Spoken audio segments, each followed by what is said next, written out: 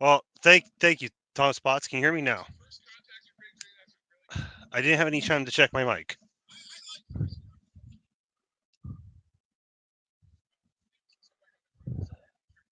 I literally just got home and turned on my computer.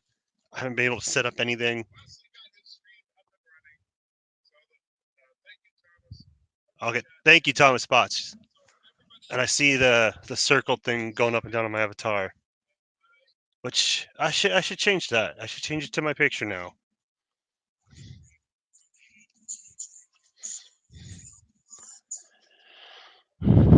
Wow, so many new people here. All right, so how's everyone doing? Okay, I've got Jay coming in. Anti-check. Oh, Oh no, it's the face again. I told you not to do that. What are you talking about? Oh God. And I've got your stream still running on my phone. Hi, Wesley. How are you doing today? I don't know if I want to respond or not. Those creepy pores. I hope you're well. I'm literally like driving home, and you're like, "Who's gonna get on next?" I'm like, I just got home. Turn on the computer, quick!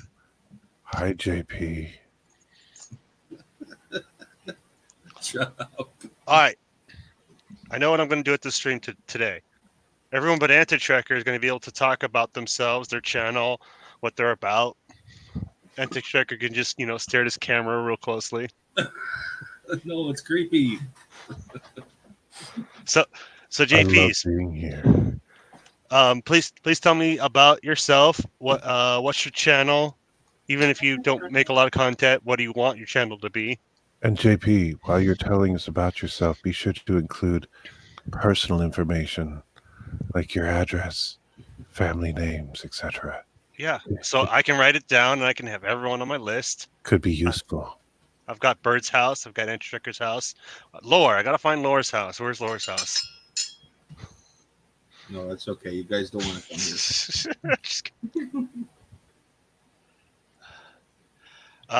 Just pick a horse. Give us a moment, and then I'll get you in here. So JP, Yeah. JP's, go ahead. Introduce yourself to the audience. Tell us a little about yourself. You prefer not to? What's your channel about? My channel, I don't have a channel really. Yeah, you do. So It's called JP's. So your channel is just lacking new content. Really, there's no content because everybody's always rushing to get their movies, their content out. And it's like, well, I'm not going to copy everybody else. I'm one of those people that I'd rather do something original instead of something that 1,000,001 other people have done. Well, hopefully you've got some good original ideas. I got an idea for you, JP. You could do an entire channel like this. No. Well, you've Or already you done do it. an You've already entire done that, channel. Anti-Tracker, so we can't copy you.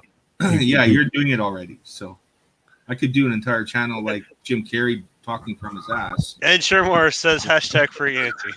I'm thinking about one of these. I'm going to actually do a live stream where the entire live stream I'm zoomed in like that, and just like be a complete psycho and see if like what happens. How many subs you lose? I thought the goal was to get more subs, not less. That's true. Yeah. You and Bird got to like work that out. Like, what are you guys doing wrong? That's losing subs. Singing, staring at your camera. Showing everybody your nose hairs. Looks like I lost Pika Pika Horse. I guess. I don't know. All right, who's got crumpling noises? Probably. That's me. Sorry, I was grabbing some M&Ms. You Look, some of them are cloaked. Well then, JP's, if you don't have a lot to share about your channel or who you are, we'll see if I can get some other guests on here.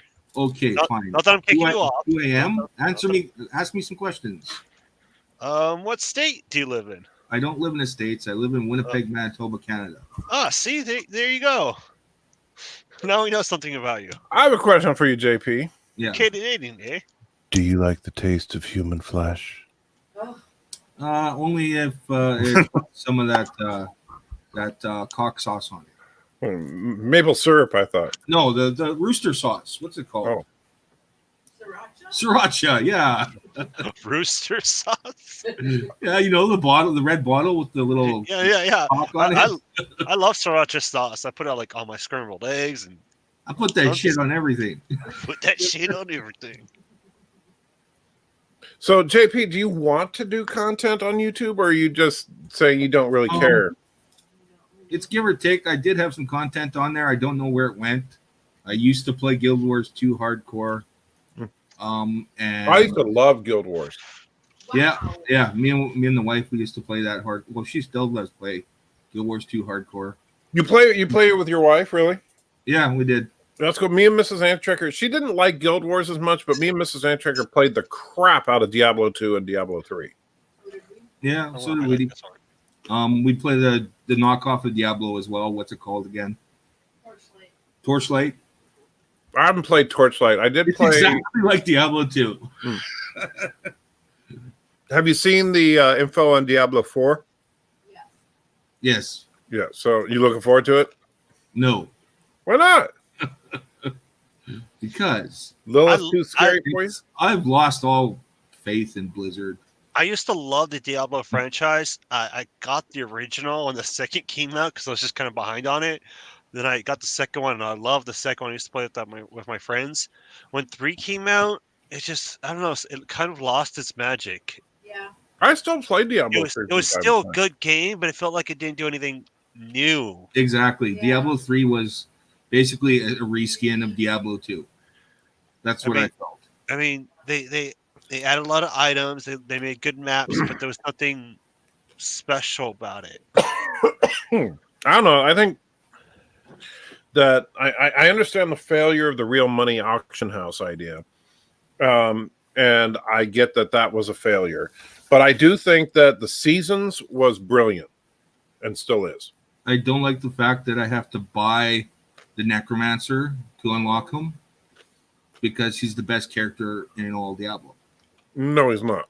Yes, he is. No, I he's like not. to run around with like 100 freaking skeletons doing my bidding. The best character in all of Diablo was the I used to- Paladin from Diablo 2, which unfortunately has not come back. No, I used to play as the Necromancer a lot on Diablo 2, but I also liked the.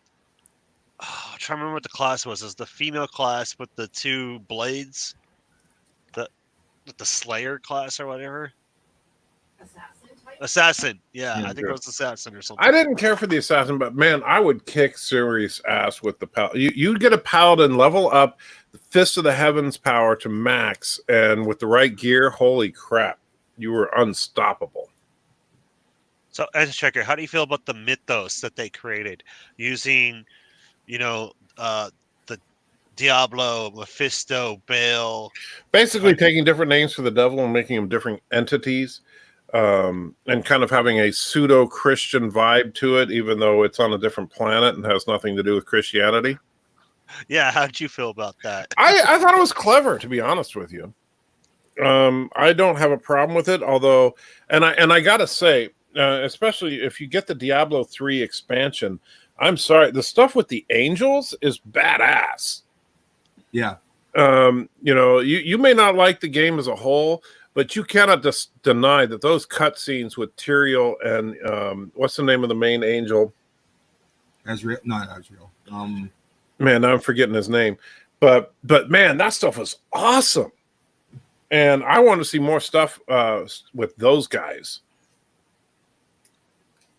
Yeah, I liked it That guy's too. a playable character. Imperius, that's his name. Playable characters would be cool. As Yeah, I do think that's one thing that I would like to see in Diablo 4 is a playable angelic character. I wonder how that would work though. Like, how would you make it like they're weak in the beginning of the game and strong at the end? Same way you did with Tyrael. They're fallen, and so they're only human. And Piano Dean, to answer your question, yes, we're about like 2.5 hour drive north of Grand Forks. Yeah, I missed a ton of the chat because we were talking. Yeah. Oh yeah, you have 15 people in chat, and you didn't bother to read the chat, and then you guys get mad at me when I got to 70 people and I fall 10 minutes behind. You know we're picking on you. You can't leave a super chat because Wesley doesn't have enough subs to be monetized, and I don't have any good super chats. Okay, so I'll talk about myself and my channel. So I got into it due to peer pressure from Cinnabon and Matt, Life of Matthew. That I come on, Wes. Why don't you have a channel? Why don't you do this? And now they're saying, yeah, why did we ask them to do this? How spots Wes is a jerk. I'm a nice jerk. I'm very apologized about it. Isn't a nice jerk a contradiction in terms? Maybe it is. I don't know. Where is your house? Yeah. So where are you, Wesley? Where am I? LA County. What is that? Where's that? Where's LA County? Yeah. Los Angeles. Well, you could have just said Los Angeles. Yeah, but everyone calls it LA out here. You thought to Like, be dude, fancy, man. totally, LA man. County. That's all fancy. Wesley, Yeah. one thing you got to get used to. I know. And seriously, when you're talking, keep in mind, not only are you talking to people across the country, you're Across talking to the people world. around the world, and not all of them call Los Angeles LA. I know. Yeah, I know. I did realize that. I know. Oh my other goodness, places the abbreviation for Louisiana is LA. By the way, get used to the metric system. Yeah, that's the only thing that matters. Well, I'm used to measuring distance with metric. Centimeters, meters, kilometers. That's easy. The rest of it, I don't know. The rest of it, I don't know. You guys need to get with the rest of the world. Well, Why don't the rest of the world get with us? I will give Jimmy Carter some credit. He tried. I can still give that dude credit. He's out there building houses, and he's what, 90 plus years old? Oh, yeah, but I'm just saying, when he was president, he was a horrible president, but one of the things he tried to do was to convert the United States to the metric system. He failed, but it was a valiant attempt, and they should have done it. What you should do is you start with the elementary school level and introduce them to both systems. And once you get into high school, then you really start to push on the more metric. And it'll take a generation to do it, but in 30 years we could have all the working force using metric. Yeah, they did that here in the 70s. It was you were taught both of them, and then finally, like when I started going to school in the 80s, it was you were only taught one. I mean, we put them on labels on everything. When I pick up a bottle of water, it's going to tell me in ounces and liters. Although I don't think Americans would ever get used to calling like a gallon of milk. What the equivalent be? How many? A liter, or No, but how Here- many liters would it be? here they come in 1 liter, 2 liter, and 4 liter containers. Yeah, think about it, Wesley. The funny thing is that there are certain things that you should be able to convert very easily. 2 liter, how you have 2 liter bottles of Coke I everywhere, right? Yeah. That's what you use for a gallon instead of a gallon of milk. You Well, get a 2 liter bottle. It'd probably be a 4 liter. No, because- 2 liter. Look, Wesley, you bought a 2 liter bottle of Coke, right? I'm looking at it right now. Like a Compare 1 the size of a 2 liter bottle of Coke to a gallon of milk. They're pretty close to each other. I'm looking at it right now, and it says 3.7 liters is 1 gallon. Yeah, that's close to 4 liters. Then. Yeah. So you could do a 2 liter and a 4 liter bottles of milk. Mm-hmm. I'm not saying it can't be done. I'm just saying it would take a little bit of time. Yeah, 20 years. It's an easy thing to do.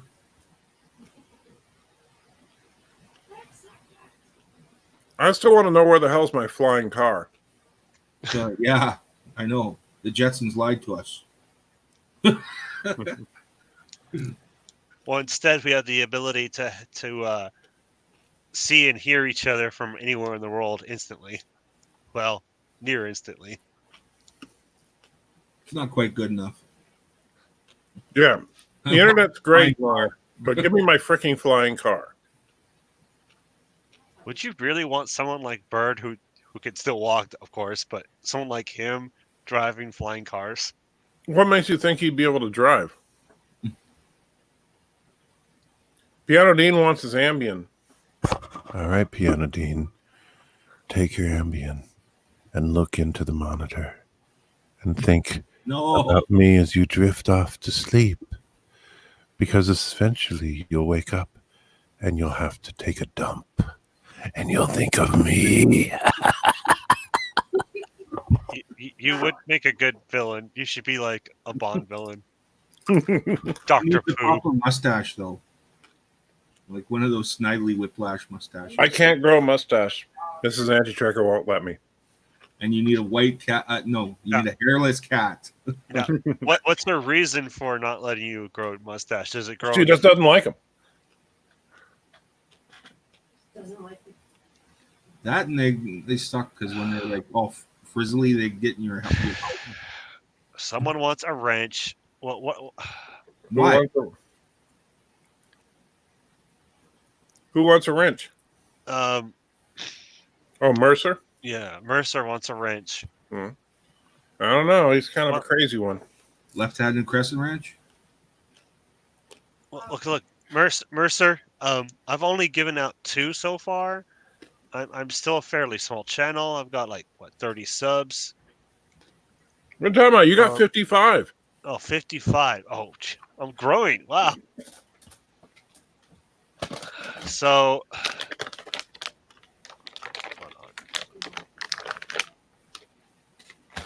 hold on. I lost my own video. Well, I jumped back to Anti-Tracker's video to send him the link.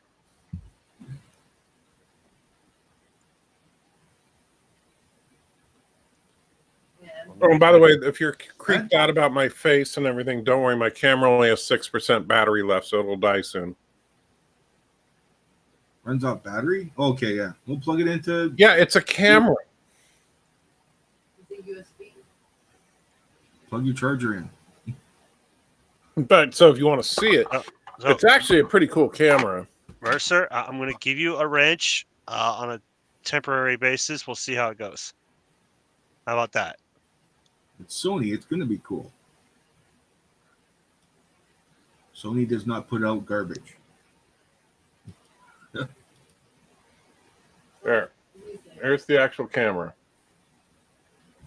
Well, it's kind of cool looking. This Is is the body of it white? yes. That's different. So standard DSLR, no mirror. Can you plug an external battery to keep it charged while you're using it?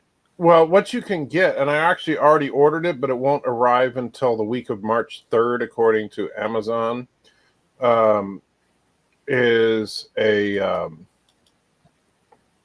it's called a dummy battery.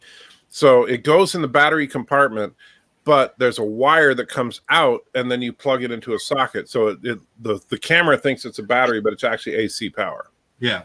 Oh, okay. And so once you get one of those, you can run the camera indefinitely. So you could do a 24-hour stream and not worry. For right now, and the only reason I'm with you right now, so I was kind of trying to test what the limits of this thing is. It looks like right now I'm at 4% left, so it looks like a little over probably about 2.5 hours is my limit. Oh wow. On a single battery, but that's not bad.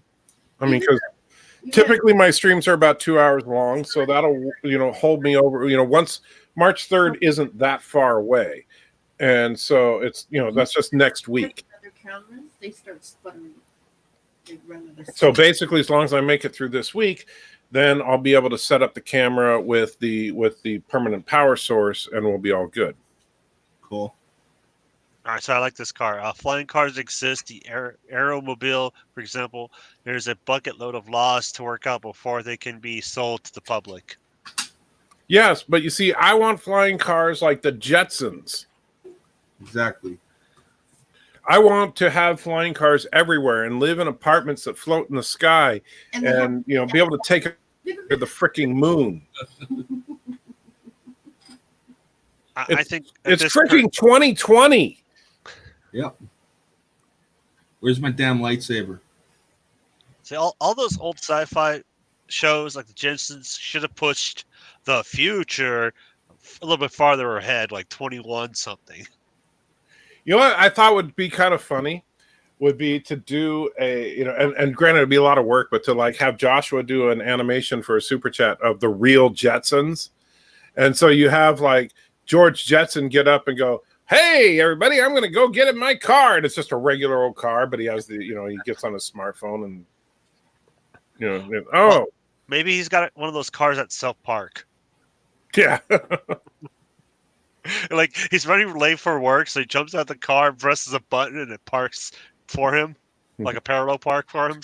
And then you have Mr. Sprockets go, "Jetson, you microaggress somebody." God. What, row? Okay, the dog is someone who identifies as a dog. That's why they can talk. I gotta say, I don't know if anybody saw Saturday Night Live with RuPaul recently. No. But I gotta give some props to RuPaul because you know what he said in the opening monologue, and I assume you guys know who RuPaul is. Yeah. Famous drag queen, absolutely the most flamboyant man ever. And he's up there doing his little monologue. And so, you know what? People just need to not take themselves seriously. I mean, look at me, And so he gets it. He knows he's being silly and stupid and all that with his outfits and all that. But people just take things way too seriously with microaggressions and everything is homophobic, everything is transphobic, everything is sexist, everything is racist. Yeah. Dude, the dog's a furry, so is DJ Odyssey.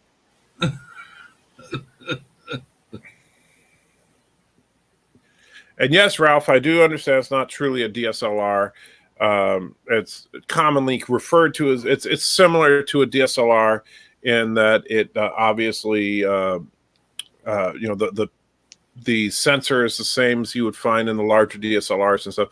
I actually have, and don't get me wrong, I'm no stranger to DSLRs. I have a Canon 5D Mark III, and I'd be using the Canon, which is a great camera, and I've got a couple of super lenses for it and everything.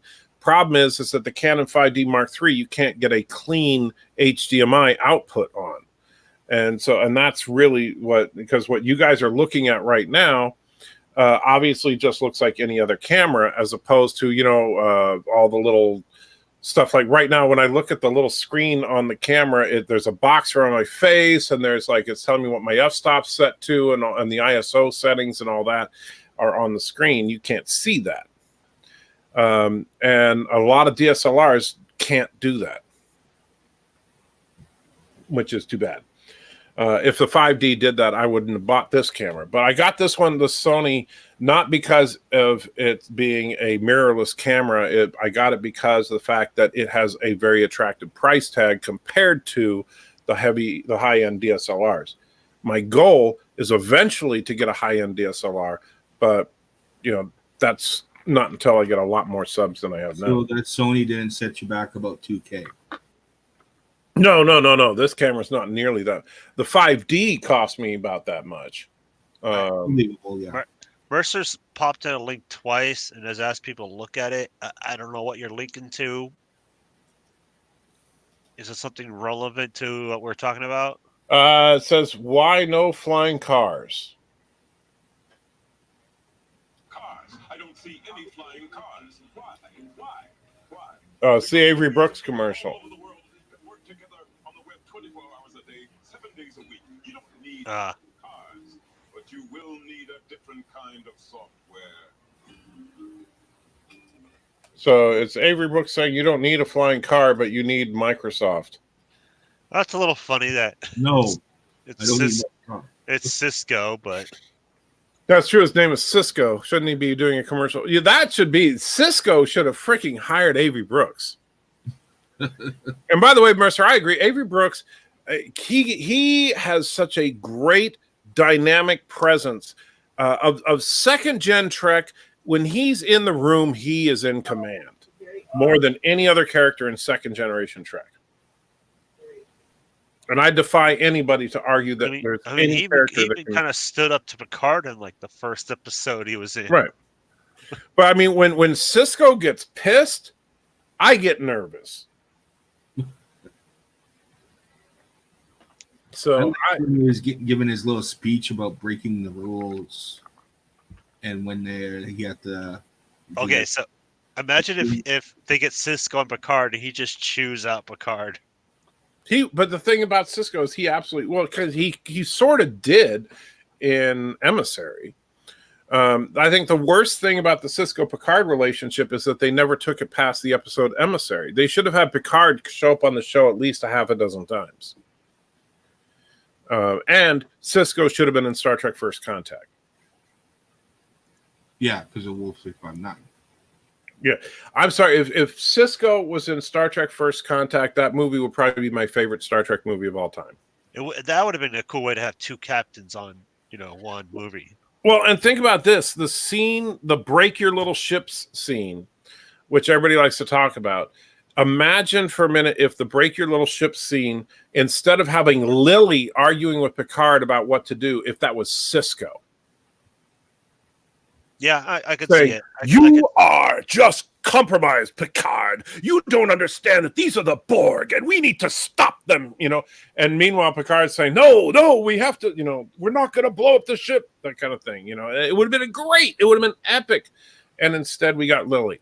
Not that, I can't remember, Alfie, whatever her name is, that played Lily. She did a fine job, but Cisco, damn, that would have been awesome.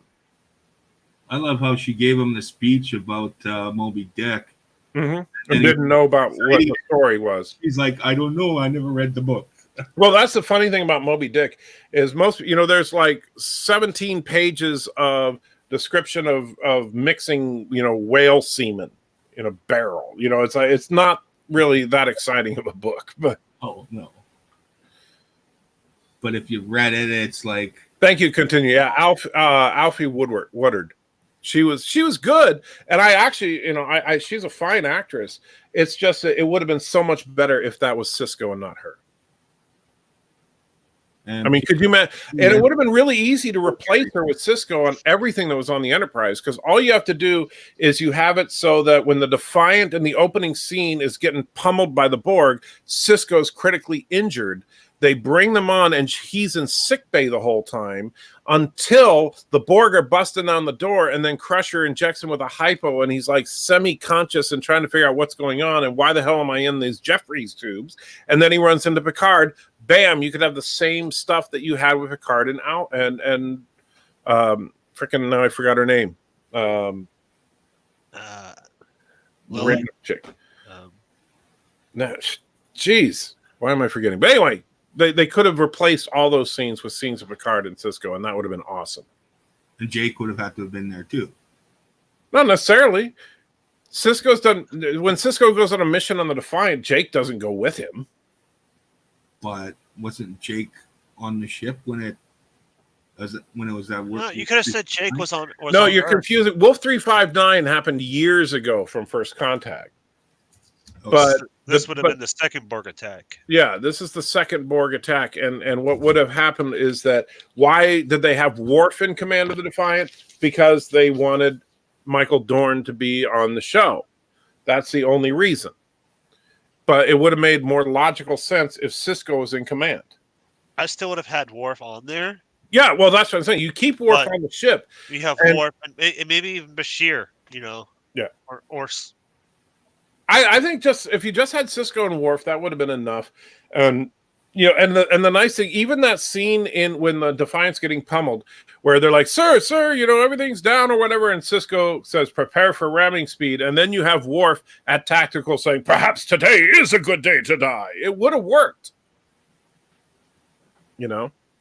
But No, they didn't do that. Instead, we just got Worf in command so that we could have Worf on the show. But whatever. So now the battery shows that it's out of power, even though it hasn't completely died yet. It'll die. When it does die, would we still hear you, just not see you? Oh yeah, it has the microphone is completely separated. Here's the microphone. Stop drinking. Stop dropping your drinks. Yeah. That just looks like a phaser rifle from here. Yeah, it does. It kind of looks like the Worf penis rifles. This is a shotgun microphone. Yeah. The tape on there is actually to make it so that this middle section is thick enough so that my mic stand will hold it. Because shotgun mics you don't usually put in a standard mic stand. To say there's no goddamn little mic condom on it. Light condom? He's Mic talking about condom. he's talking about the fuzzy. Furry Oh. thing. Yeah. Well, you know, those are called wind screens. Yeah, And since I'm indoors, there's not really any wind. This microphone actually did come with a windscreen, but there's really no point in using it. Thomas is saying, "Checker, you're getting blurry." Am I? no, he's not. When you were like moving around a lot, Thomas, am I blurry? Am I really blurry? No, we can still see your pores. Oh, God. Because if I'm blurry, Thomas, I'll try to be clear. all right. Mercer's saying some weird stuff. He says he wants to be a Borg. He wants to be assimilated. They should have a character that wants to be assimilated. You know, it's funny. I actually, let's see, where is that thing? Oh, gosh. I have it around here somewhere. Do you know who Paul Jenkins is? I know that name. He was on Orville Nation's podcast recently. He's a comic book writer. And he did some people consider dubious work where he wrote Wolverine's origin. And some people liked it, some people didn't. But his first comic book was actually called Operation Assimilate. And it's actually kind of interesting. It's a female Romulan, and it just follows her as she is being assimilated. And so it's kind of it's a really interesting take on assimilation, where she's talking about how the Romulan Empire will prevail and blah blah blah blah blah, and then slowly, as her parts are being replaced with Borg parts and stuff, she starts to simply replace the glory of the Romulan Empire with the Borg Collective. Okay. So, anyway, just an interesting idea. And Kronos knows Leroy Jenkins. Leroy Jenkins! I got me some fried chicken.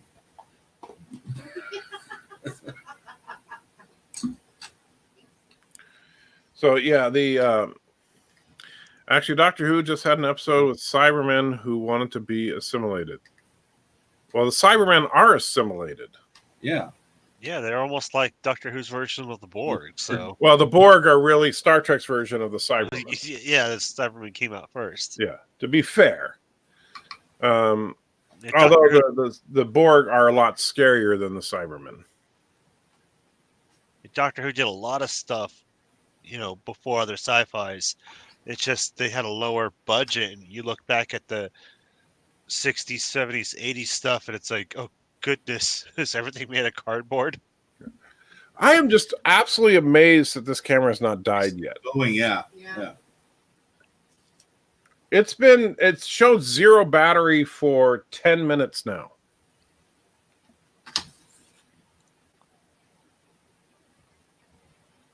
But What's it, It- light battery? anyone else in the chat want to get on, or everyone good? Or get off. Is it a LiPo battery? Let me switch to the other camera here. So, why is that upside down? All right, so there's the little screen on top of the camera, right? Yeah. And let's see. You see that little red dot right there by my finger? Barely, but That's the battery indicator. It shouldn't be red. It has a percentage before when it had actual power. So it's basically showing that there's no power to the battery, and yet it's working. Give it a week or it's two. very trippy watching a camera record on another camera. Yeah. And we can kind of see your screen too.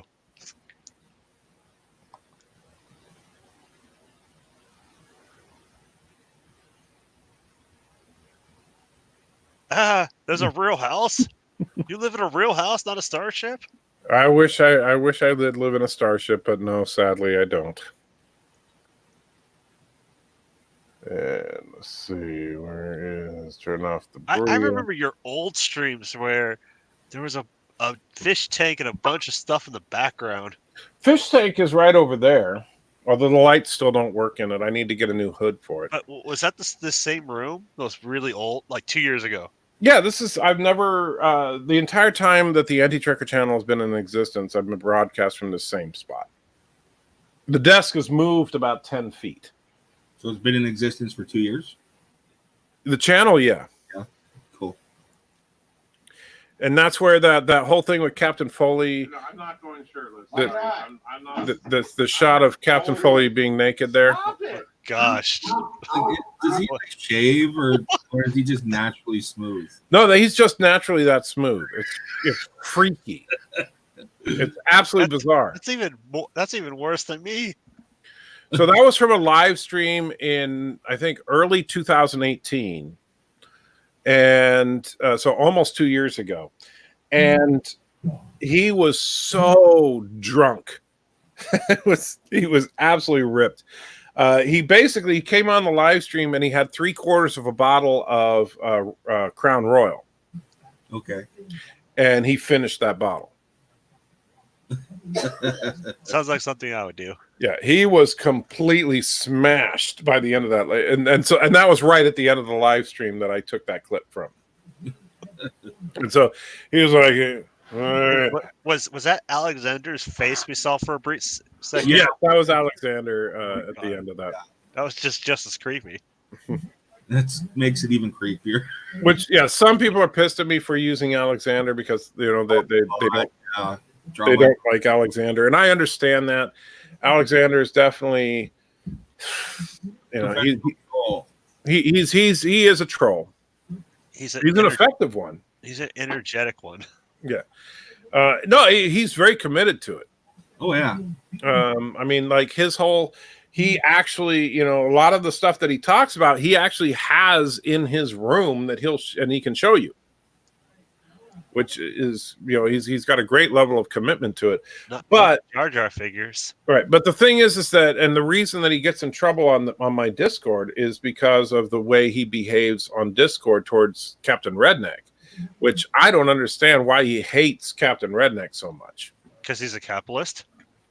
Well, true. Captain Redneck is a diehard capitalist. That's probably it. You got like a hardcore American righty. And Alexander's like runs around with a commie shirt and a commie hat on. Right, but there we go. The battery just died, I think. I mean, if we can still see you.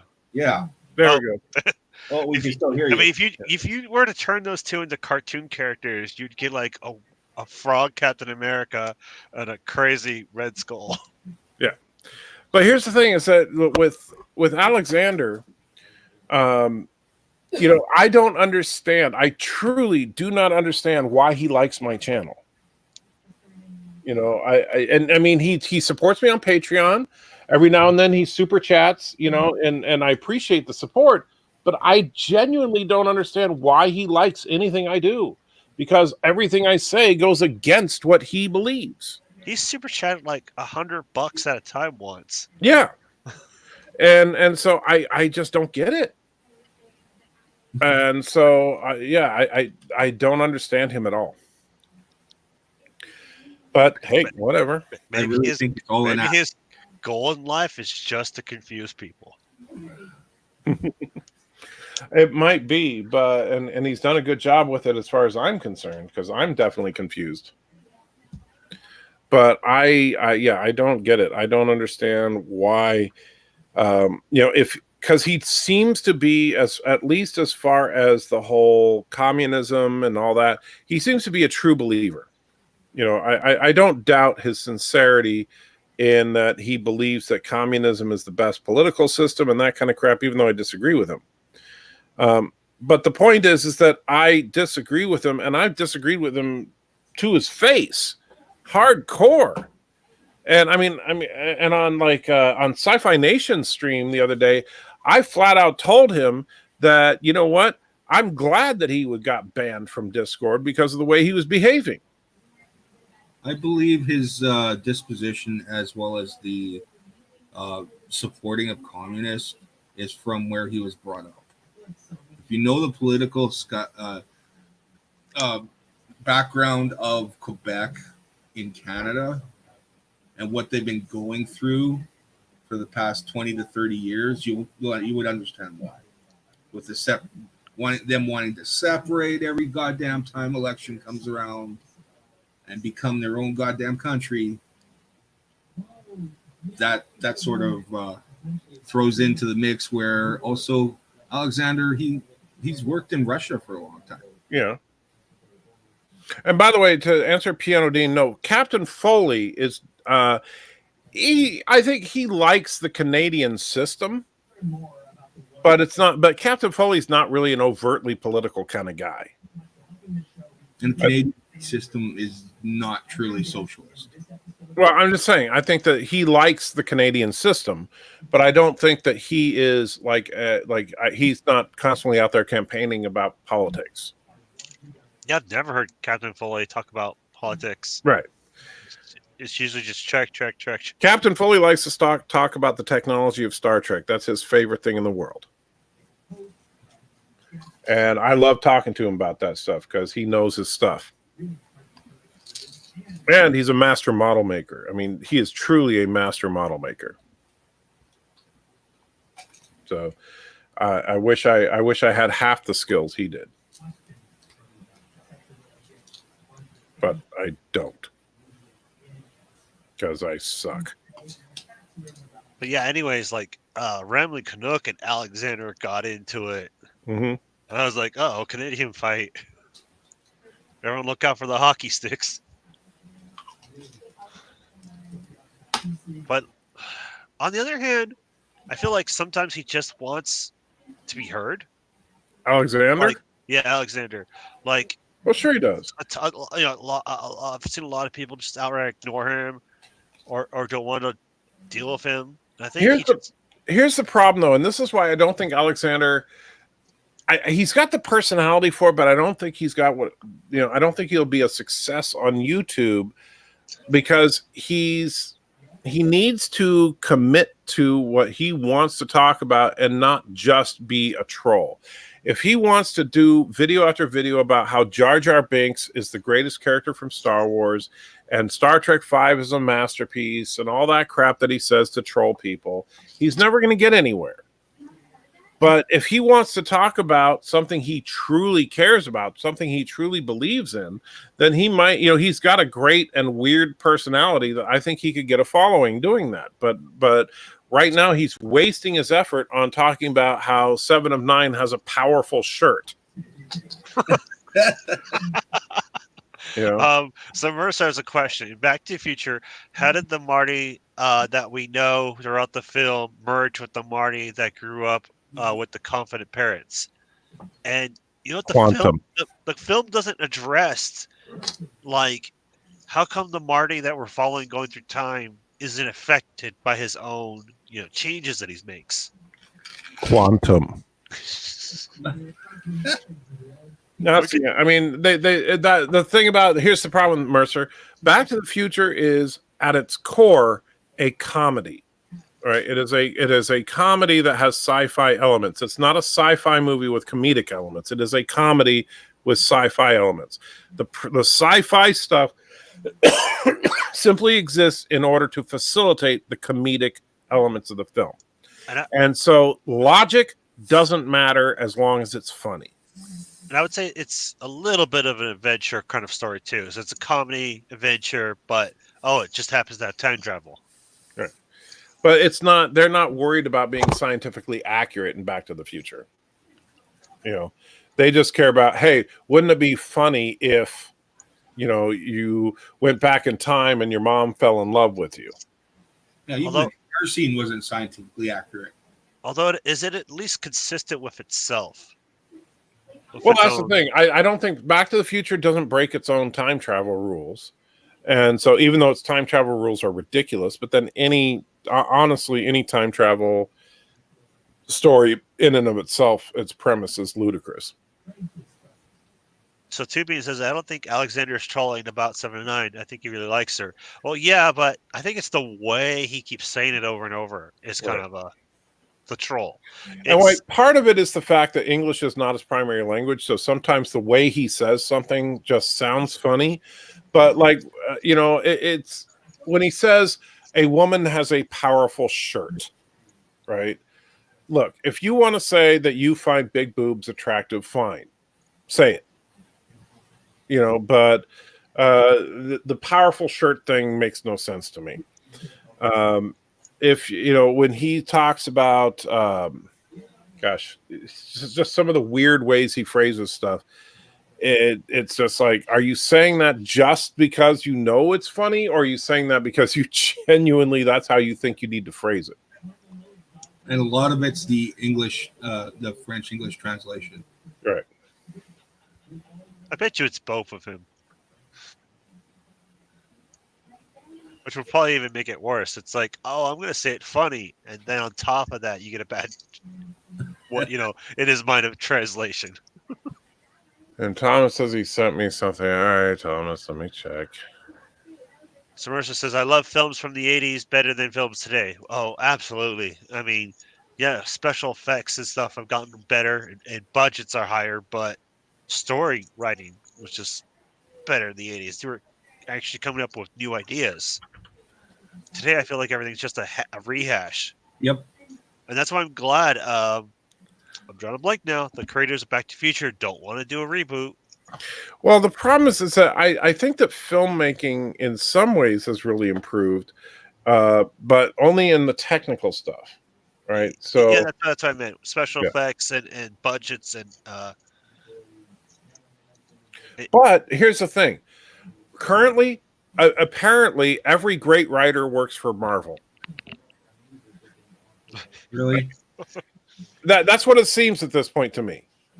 I mean, the Marvel movies are well written. The Marvel movies are fun. The Marvel movies get what going to the movie is supposed to be about, and going to a movie is supposed to be about entertainment, right? And while yes, Marvel doesn't have a perfect record. I mean, you know, you could argue about the relative worth of, say, the Incredible Hulk or Captain Marvel, but overall, the Marvel movies have been incredibly entertaining. But then you look at the lazy writing of Star Wars and Star Trek and Ghostbusters and Terminator and how many other movies. It seems like the problem in Hollywood is an absolute loss of the ability to write. It's not the special effects, it's not direction, it's not producing, it's writing. Writing is where everything is broken right now. And the sad thing is, you know that there's got to be, you know, much better writers out there. I mean, like even regular fan base people can write better scripts than some stuff we've been given. And Wesley, as far as time travel, I like what's that independent film where they use the refrigerator time machines and they go in the hotel room to hide from themselves? Wait, what? It's a really messed up movie. I'm trying to remember what it's called now, but it's like a little indie film about time travel. That one was all right, but generally speaking, I don't like time travel as a premise. I just don't. Because it's personally, and part of it is just because it breaks my suspension of disbelief because I genuinely don't believe time travel is possible. I liked the Bill and Ted, especially the first movie. Bill and Ted is fun because it doesn't take itself seriously. Yeah. Yeah. But so Doc Raven's saying, what's your favorite non-Trek time Primer. travel. Thank you, Piano Dean. It's Primer. If you haven't seen Primer, it's worth watching. It's a messed up movie, but it's worth watching. But he's saying how he hates the time travel in Rebels. Yeah, I didn't really care for that either. What it is there's like these portals in the Force that it takes you to like kind of like the Nether realm, kind of the Force realm, Right. and you can see basically any point in time through these other portals. And Ezra Bridger saves Ahsoka Tano, which I did like that her character got saved, but the way they did it I didn't like. And Renegade, yes, when they start talking about temporal mechanics or the temporal prime directive or any of that crap in Trek, my eyes glaze over. I'm like, please, enough with the time travel stupidness. Because the problem is it all invalidates itself. If you had a 29th century or whatever the hell they are, time travel police squad that was running around trying to fix the continuum, why would there ever be a problem? They have freaking time machines. They can do anything they want, anytime they want. So why would there ever be a problem? You got a point there. Mm-hmm. I think for the most part, Doctor Who has done good with time travel, but it's more of like exploring, especially when it started off. The whole idea was BBC was like, okay, we're good at history films, and I forgot what the other one was. And so they wanted to make a history sci-fi show where the Doctor takes you to different times in history or different planets. And it was kind of like its own version of a venture. Oh, we're going to go to different times and go on this little venture. All right, let me say that. So Daniel's here, obviously. I'm sure you see his comment there that he likes the Trek of today, Discovery and Picard. And I get that, Daniel. I mean, I've seen some of your stuff, and I know you genuinely love this stuff. And that's and don't get me wrong, I love having you around. In part because I like having someone that disagrees with me on this stuff around, but I don't understand why you follow my channel, because I've never said anything really nice about Discovery. Granted, I do like Picard, but I'm sure you heard my rant today about it, and yet the very things that I don't like about it seem to be the things you do like about it. And so, as much as I love having you around, I don't understand why you follow my channel. And like I said, I do love having you around. I absolutely do. But I don't understand why you follow my channel. I'm just curious if you know. Maybe he wants someone to challenge his views. Well, that could be. So I'm not going to admit to liking Discovery. Huh? Said I'm not going to admit to liking Discovery then. If you like Discovery, that's fine. But if you've watched any of my Discovery reviews, you know how I feel. I know what views are on it, and it's like I take it for what it is. It's entertainment. It's new Trek, and I like the Klingorks. Really, you like the Klingorks? Yeah, because it's See, I can do a perfect Klingork voice. yeah. It's enjoyable. I don't know. Here's the thing. I like all the Terminator movies too. I will admit, and I know this is absolute sacrilege, the Klingorks wouldn't bother me so much. They really don't bother me all that much. The Klingorks are superficial. I don't like the Klingon ship designs or any of that, but really the problem to me with Discovery isn't any of that superficial nonsense that people talk about. And thank you, Daniel, because you're awesome. That's a nice answer, but They could still type at Anti-Trekker because you would see it in the that's chat. true, but that's all right. You're reading, you know. But so all the superficial stuff, I certainly, it doesn't bother me. Some of it I like, some of it I don't, but none of that really bothers me. What bothers me is the way that Michael Burnham is the solution to everything. Yeah, she's like the I've tried to watch it, and it's like almost every scene she's in just right. She's extremely condescending. She is pompous. She's arrogant to a point where Picard would walk in and go, "Damn," you know. She knows everything. She has every skill. She invented the freaking shuttles that they use. You know, everything about her is perfection, and I really can't stand her character. I'm just waiting for something in this new season about how she actually theorized that this is what would happen to the Federation, and so she's going to have the solution because she already knows everything. You know, her character is insufferable, and it pisses me off because they bury the interesting characters in order to favor her, namely Saru and Lorca in season 1, and Saru, Pike, and Spock in season 2. Why? Because all those characters are played by white men.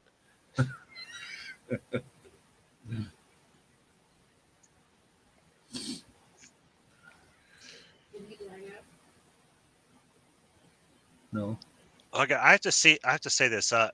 Actually being on my computer, not my phone, and then looking at everyone's YouTube avatar, like everyone's got really cool pictures. Except you. Well, I went to update mine. Okay, yeah, mine shows updated in the chat, not on StreamYards. Yeah, I think you have to actually exit the room and go back in. Yeah, I'll fix that after this stream.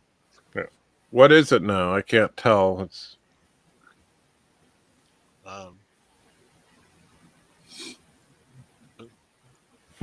where, One of the see, things I found okay. Yeah. a little weird is when there was that the boyfriend died, and then they go in and they find him and bring him back. I'm like, what the hell? Come on. Oh, you're talking about Dr. What's his name? Yeah. Dr. Culver. Yes. I don't know if this is geared towards me or actually meant for Anti-Checker, but did you know the Ferengi were supposed to be the new villains in Star Trek? They were going to be a replacement for Klingons. Yes. Yeah, I have heard that. Gene Roddenberry wanted the Ferengi to be basically capitalist Klingons. Evil capitalist. Right. The problem because Gene Roddenberry himself was an anti-capitalist. Which is ironic because he would do anything to make a buck. I mean, I'm sorry, Gene Roddenberry would have cut off his left nut if you offered him enough money for it. That really is. I mean, do you know why in that one the whole reason that the IDIC exists is because he wanted to sell IDIC pendants. You know, he everything that he did had to do with making a buck. But at any rate, as far as the Ferengi, the problem was that the Ferengi as we saw them when they first appeared in that horrible episode. Now I can't remember the name of it, but with the whatever Empire and the Gatekeeper or whatever he was. That was Gene Roddenberry's vision of pure evil capitalism. That's what he was thinking was going to be the ultimate villain. And obviously it didn't work out too well. Not at all. Yeah. I love how like DS9 turned around the Ferengi, leveled them out, made them actual characters, not just. Those first episodes with the Ferengi are hilarious though. Oh, So Tom says, got my tax return. Too bad Anti-Checker isn't streaming on. Well, $10 for me. Well, I could start a stream real quick for your $10. Or you can save it for next night and just remember what I just said about Gene Roddenberry. It's kind of true of me too. So I'm not going to lie. The difference is I'm not an anti-capitalist, right? I admit I'm a whore.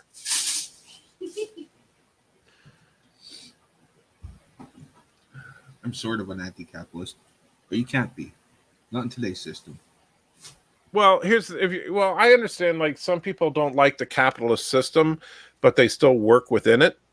That's fine. Although, really, we don't have capitalism anymore. What we actually have in the United States is fascism. It's just people don't understand what fascism is. They think that fascism requires like racism and crap like that from the Nazis. Yeah, exactly. As soon as you say fascism, they immediately think Nazis, and the next thing you know, they're labeling you a Nazi and a racist. Right. The funny thing is that it's like if you look at what the terms truly mean, right? In socialism, basically, you have the state controls the private sector directly, right? In capitalism, the state and the private sector are completely independent of each other. In fascism, the state controls the private sector through regulation. And that is exactly what the United States is today. It's just that people think that we're capitalist because there is a private sector, but some people think we're socialist because we have, public schools. And it's like, wow, you people are ignorant. But whatever. Then Canada is fascist as well. And Europe is like borderline socialist, but really mostly fascist.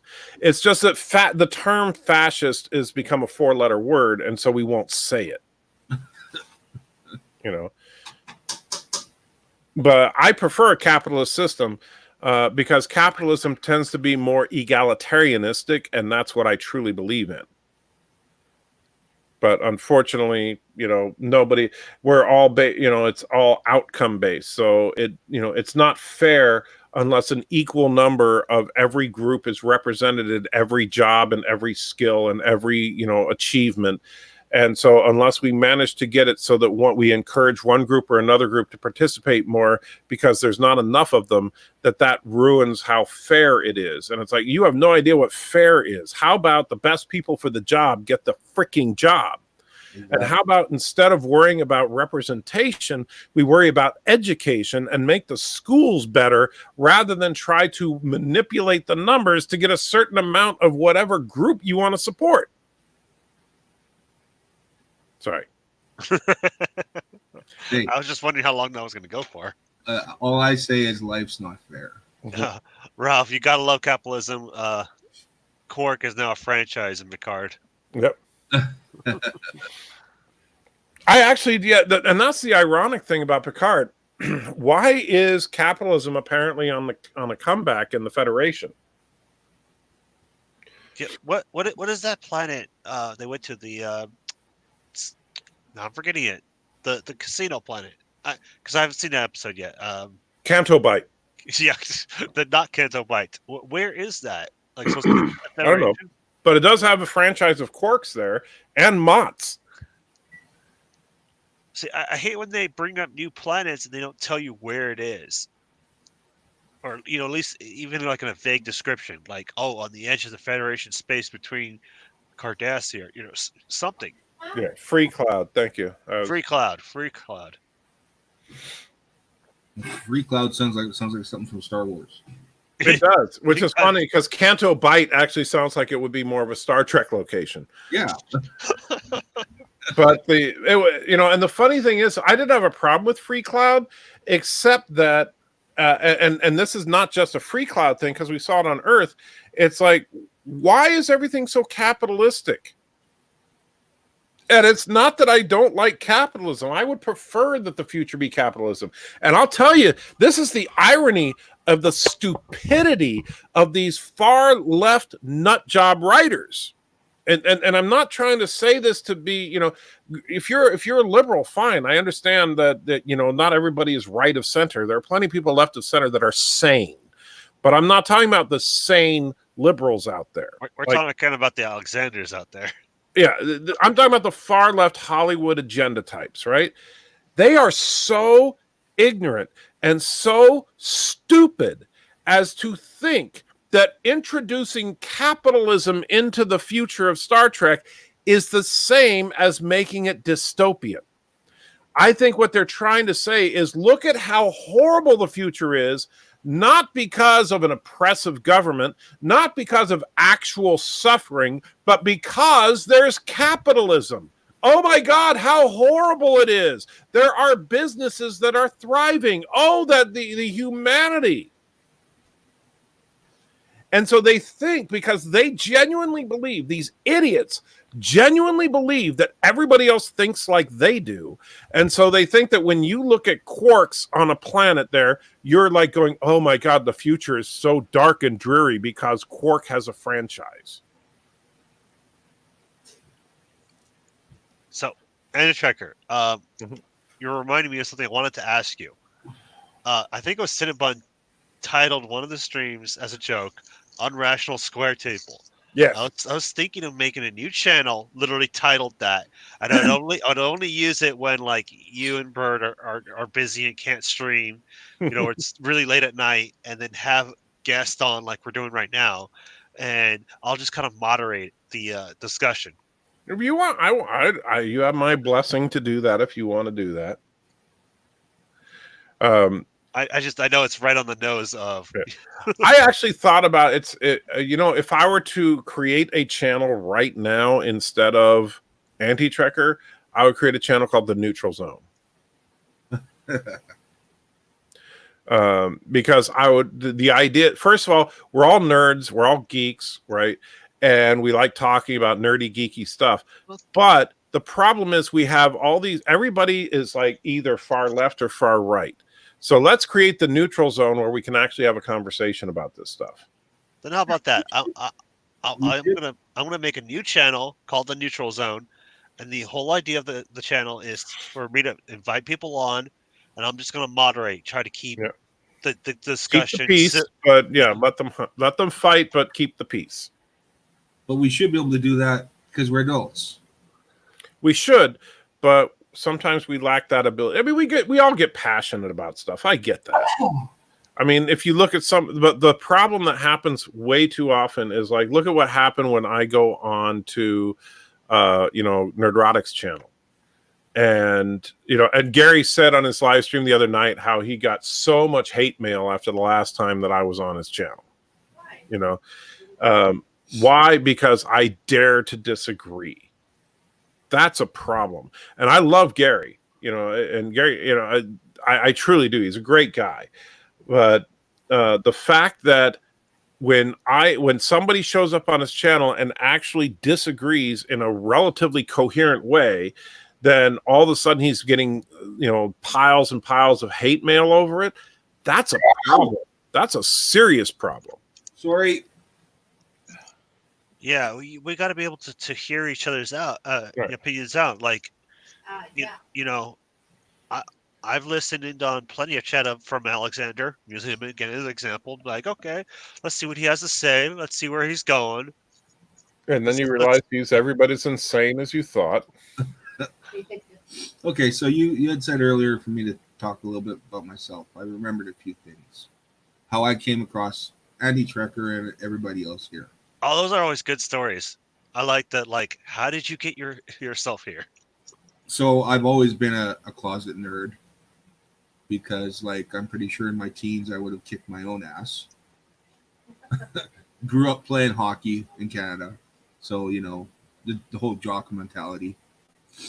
And I always watch STNG and shit like that.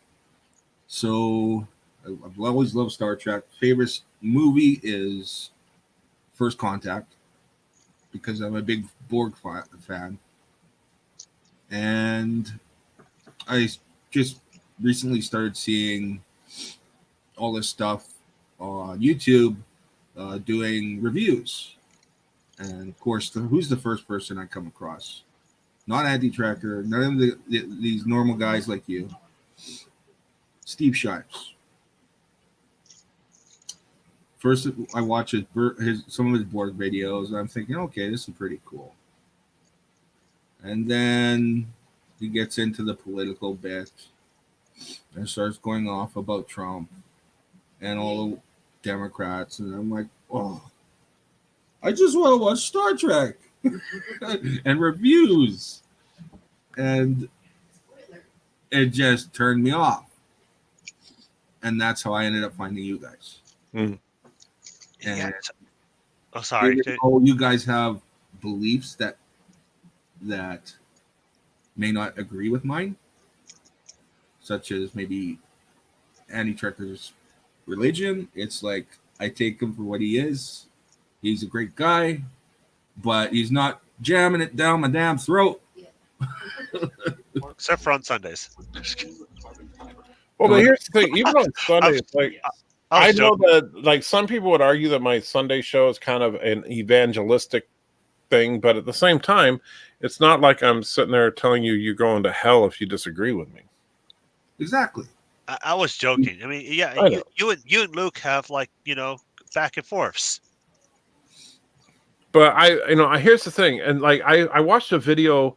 I just stumbled across it on a break today from work, and this I'm trying to remember. She's called herself like something gender. I don't even know if she's really a she, because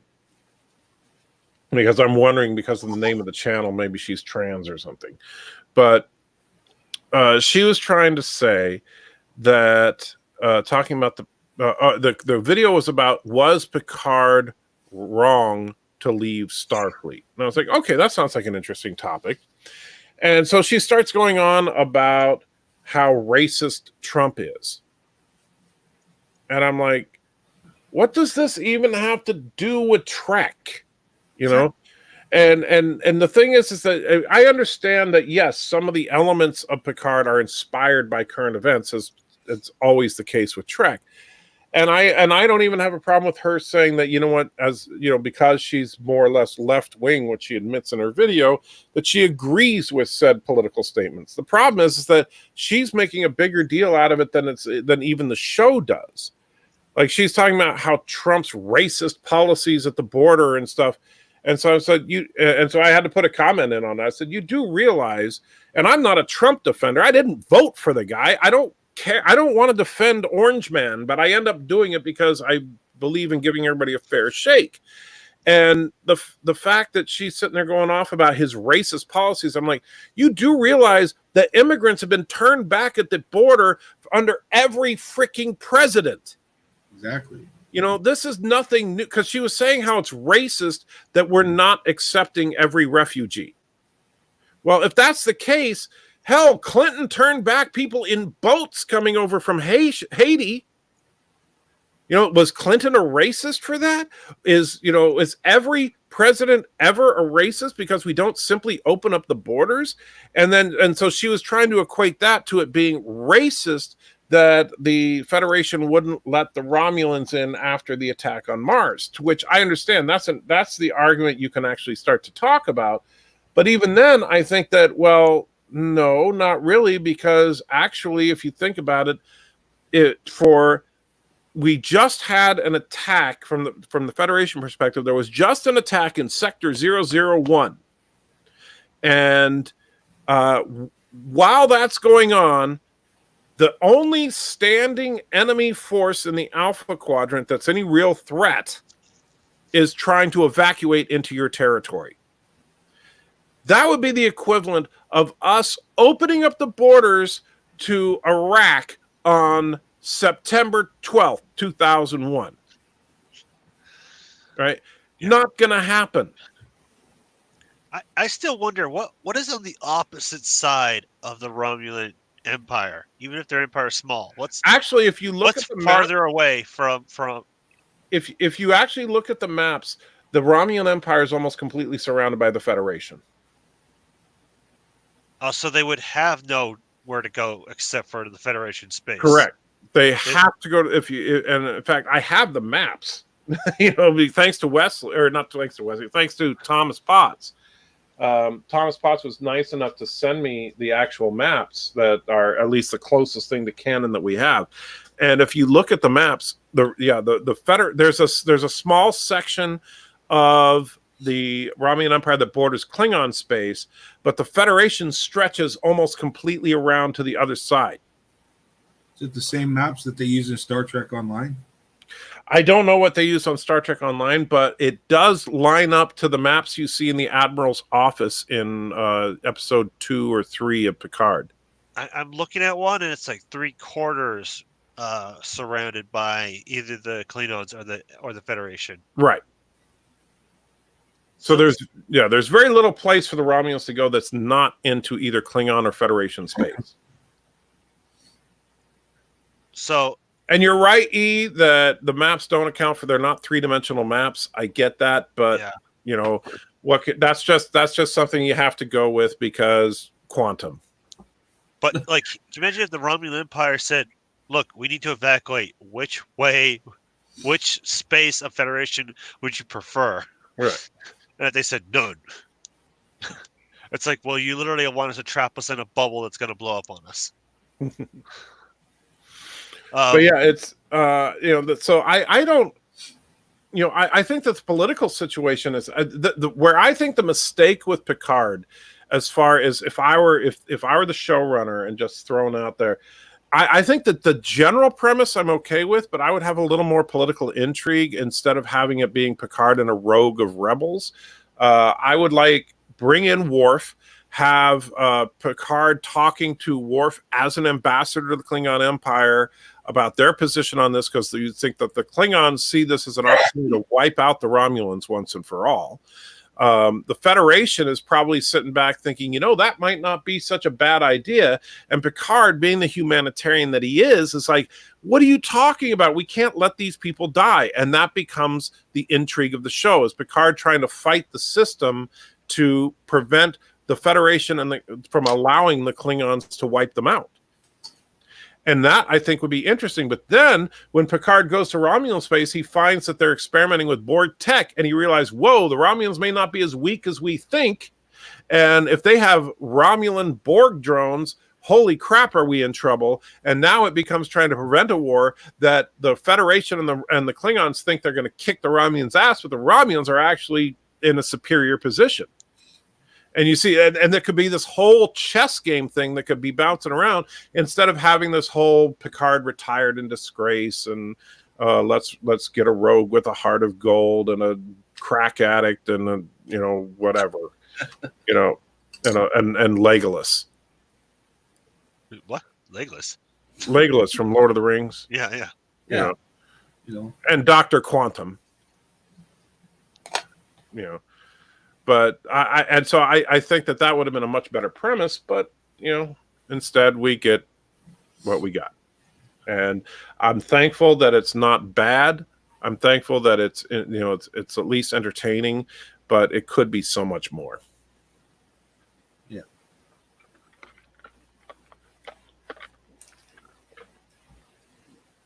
So Daniel's Hot Topics says they mentioned JFK and TOS. Do you think they will mention Obama or Trump in Discovery Season 3 or Picard Season 2? Well, for all we know, they'll mention in Picard Season 1. Remember, we're only halfway through. Yeah. But honestly, I don't know. I hope they don't. I think that, and they didn't really, they didn't mention JFK by name. Not that I know of. They mentioned the Southeast Asian wars of the 20th century. And they were basically talking about Vietnam. But they didn't, they weren't that on the nose. Yeah, I hope they don't mention really anything modern. Right. Just leave all that alone. With these writers, would I be particularly surprised if Picard was like, this is as bad as the old days when Donald Trump was president?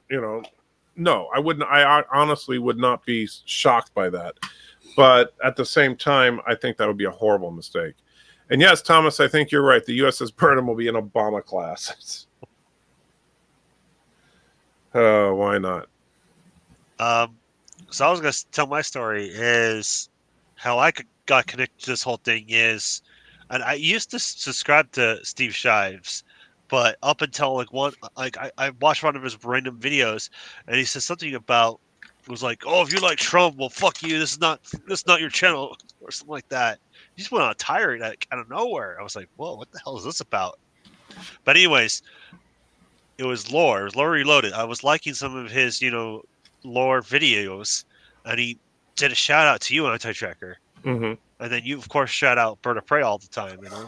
The first time I watched Bird, I was like, who is this guy? He sounds like he's half asleep, or he has no emotion to his voice. Right. I love Bird. It took a couple of times of watching him to kind of get his humor. Yeah, Bird of Prey 5 has I'm telling you, it may take a little while, but I think eventually Bird of Prey is going to be a huge channel. I would not be surprised if he hit 1 million subs. Because he is just such a unique personality, and he has such a twisted and hilarious sense of humor that I could absolutely see him getting 1 million subs one day. And if he does, I just hope he remembers me. I still think he's trolling all of us. He's not quite. You what can actually walk. He can actually walk. He doesn't. He intentionally says stuff incorrectly. He intentionally does stuff wrong. And by the way, he hates beagles. He intentionally falls asleep during the streams. He's just pretending. And Mamo prays just as maid. Oh gosh, that'd be the worst fly ever. I could have bad done. Sisso Prey is not a sister, and he's the father. And he doesn't live in New York. That's that you should do a video about that. You could do it like the Kurogan lies and talk about your theory that Sisso Prey is actually Bird's wife, not his sister. That Bird is the father. That Mamo Prey is his maid. And all this stuff. And just like and you'd have to work on it, but make it all make sense. I would need Dan Wagner for that. He would make a very convincing video. Yeah, Bird and Prey from a submariner's perspective. Oh, that reminds me. I got to get his next video ready to launch before I leave. Speaking of Darren, Yeah. is it true that he believes in the flat Earth thing? Yes, he does. Seriously. I've been wanting to ask him about that. But Yeah, he and I have argued about it a little bit in private, never publicly. But he is a flat earther, and he'll tell you that. Well, what? And the only one thing he gave me for like evidence was the moon makes things colder argument, which I was trying to ask him, like, did you do these? Because he's like, did measurements. I'm like, did you do it on a night with no moon? Did you get a base measurement, or is it just that walls hold heat in? I mean, have you heard that argument that the moonlight makes things colder? I have not. He was talking about that one night, which okay, let's go ahead talk about that. But I was just asking him some questions because like that's some good science. That's something we can do experiments on. We have a theory. Let's test it out. So if you take measurements on a full moon night of stuff out in the open, how warm is the stuff out in the open compared to the same things under a cover or under a wall where the moonlight doesn't touch. So like under the shadow. Mm-hmm. And the idea is the stuff under the shadow is going to be warmer than the stuff under the moonlight. But I asked him, did you do that same experiment on a night with no moon? And he didn't answer me. And I said, is it possible that the heat from the day is being trapped even like a little bit by these said walls that would provide shade from the moonlight? Oh, and I just wanted to get his response on that. What does that have to do with Because that's an experiment that we can do as individual people. We don't need NASA gear to do these experiments. We can get a thermal meter, at the local hardware store. And Daniel, I don't know. I can't speak for Wesley, but yeah, one of these days I'd be happy to join you. What I got to do, and this is where I'm at with this stuff right now, is pretty much if I happen to be free and I see someone is streaming, I'll come over and hang out. But I can't I can't tell you, oh, we can do it on Tuesday at whatever, because 99% of the time I'm either at the doctor's, working on a video, sleeping, or working. But no, I definitely join you one of these times. What you should do is if you're doing it at a time I'm not working, send me a message, and if I'm available, I'll come join you.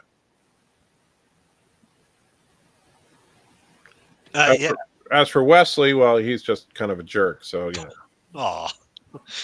I've tried to jump in on a couple different streams with Sci-Fi Nation, Rambling Canuck. Sure. You're also the first trader. You got. I remember when we first set up Space Engineers. First thing you did is betray me. I get it. You think I'm going to forget that so easily?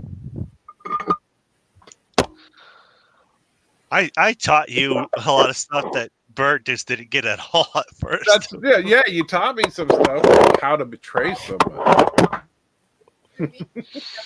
The only thing sad about that game is just you can't infinitely have the server keep going and going and going. It's just Yeah, that is a problem with that game. It would be nice if you could. Oh, I'm fucking listening over here. I mean maybe one day when we have more advanced computers and they update the game some more or something. But I don't know. I think that the problem is that somebody could develop a game that could do what Space Engineers does on a more stable platform, but you're just going to need someone that wants to do it and has the technical know-how. I think somebody needs to develop a game just called Turtistan versus Karoga. if only I was still in school for making games. Well, when Bird hits 1 million subscribers, he can afford to hire the people necessary to do that. Or you could just take Axis and Allies and put that over top of that. Well, so a lot of schools that teach you how to make games, they'll have once a year a contest called Game Jam, and it's held like around the whole country. Is where you get little small groups and they bust out a game in a week.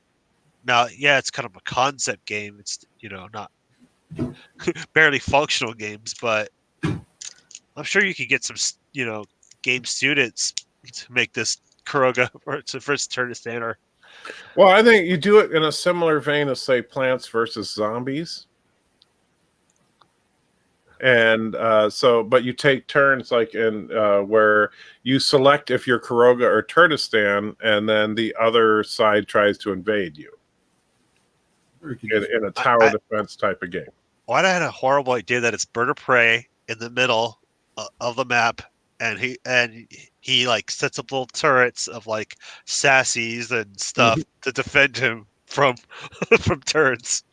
Well, I don't know if you were there when I was talking about it, but one of the reasons I'm seriously looking for a 3D modeler that's capable of helping me with this, because I will have a decent quality 3D resin printer soon.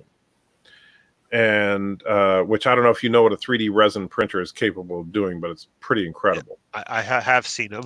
Yeah. And so I plan to design and build an entire chess set of Karoga versus Turtistan. And I have the concepts for most of the pieces done. So, for example, on the Karogan side, the knight will be sassy. On the Turtistan side, the knight will be anti. Right? So they'll be similar, but we need someone that can actually model a beagle convincingly, because sassy and anti are very different looking dogs, even though they're both beagles.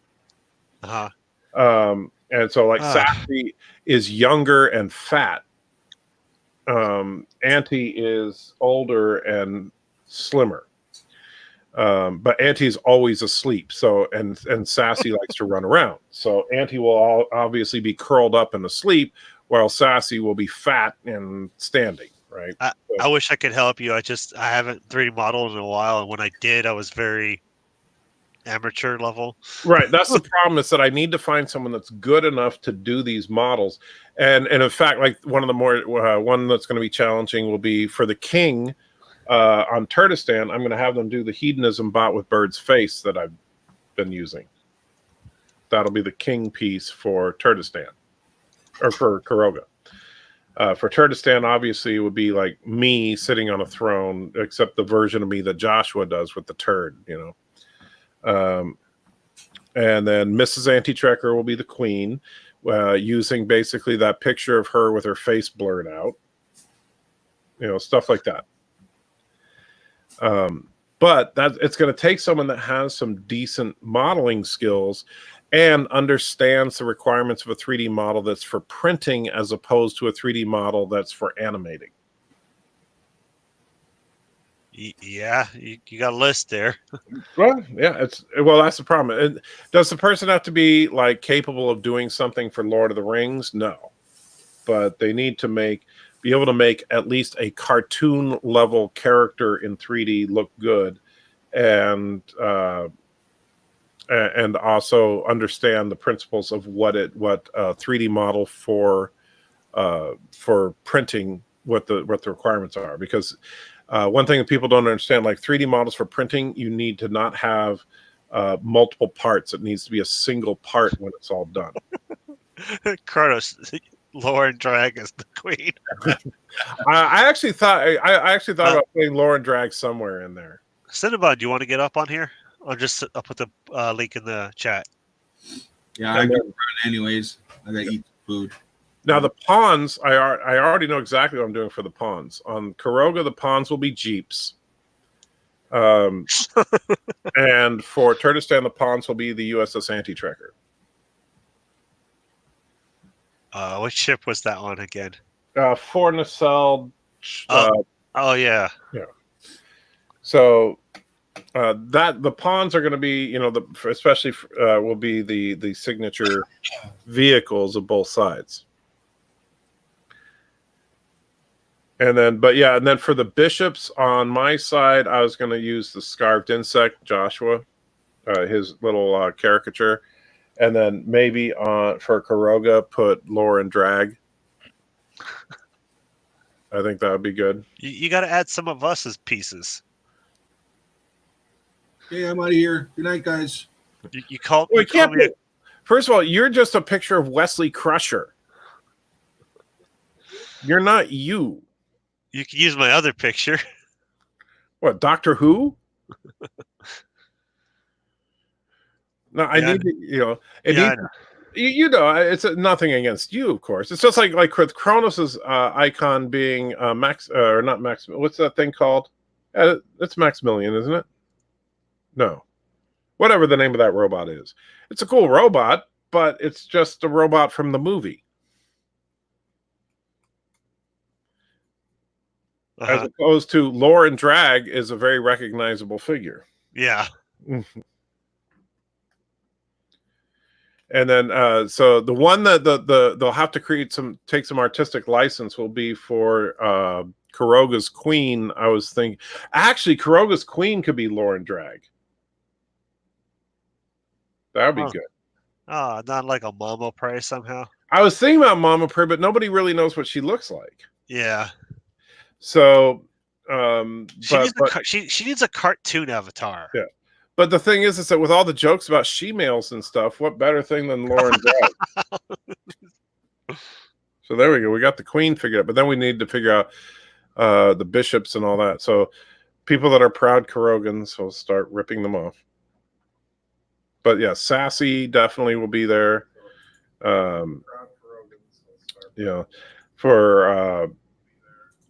the Jeeps, of course.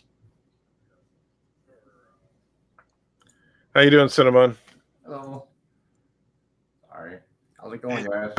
Hey, Cinnamon. When are you going to change your name to Elnor? What? When are you going to change your name to Elnor? I can't do that. I've got way too many subscribers.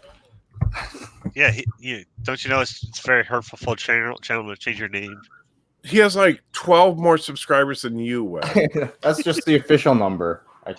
Oh, okay. You actually have like 48,000, right? Well, yeah. I mean, my channel's so big, YouTube doesn't want to make other people feel bad. You do find the audience that number. loves animals and bunnies, and somehow get like a shout out from like an animal community. What? What? I don't know. I haven't been drinking enough, so I don't make any sense. You haven't been drinking, so you don't make any sense? Yeah, exactly. Wow. Okay. Well, guys, I'm actually going to go to bed. So sorry to cut you out. It was, especially with Cinnabons just now coming in, because what were you doing for the last 2 hours? I fell asleep at like 6 o'clock. So you didn't see me testing out my camera and everything? I didn't, not yet. I was going to go back and watch it after Wes got done. We got a camera view of the camera watching another camera. Sweet. Which isn't as exciting as that may sound. Although we did learn one thing is that the Sony A5100 is very, very capable of doing close-ups. And when it says the battery is dead, it keeps going for another like hour. Yeah, well, a half hour. It lasted a good half hour after the battery was 0. Oh, Nice. Anyway, guys, you have a good one. There'll be a Submariner video releasing in a couple hours, so you can look forward to that. And Cinnabon, I still think you should change your name to Elnor. I will think about it. Right, you are as awesome as Elnor, and even better because you have bunnies. You could call yourself Elnor and his Avenging Bunnies. And like get somebody who's a good artist to like draw a picture of you kind of as Elnor with the sword out, and like your hair blowing in the wind, and then on either side of you by your feet are bunnies. Like they're your warrior rabbits. if he could get them to hold in one spot long enough. Yeah. And later, Kronos and everybody else, have a good one, and it was nice hanging out with you guys. And have a good one. Have a good night, Answer Tracker. Oh, I closed the wrong window. He's still here. Oh, he's gone. Oh, so I woke up for absolutely nothing. I'm going back to bed. See you, Wes. What? No. I'm just kidding. Come on. We need to entertain the audience. Oh, that's your job. Wait, Carlos, who are you telling to go away? Do you want me to go away? Does Carlos want to take over the live stream? And Checker, your rooks could be shirtless fullies. Oh God. we'll have to send him that idea. Shirtless Captain Foley's. Oh, that'd be terrible. That'd be terrible. Thomas Potts. He only likes Kronos. No, I like Thomas Potts as well.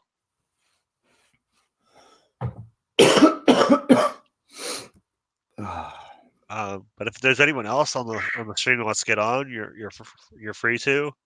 We can open up the discussion. If only my nose would open up so I could breathe.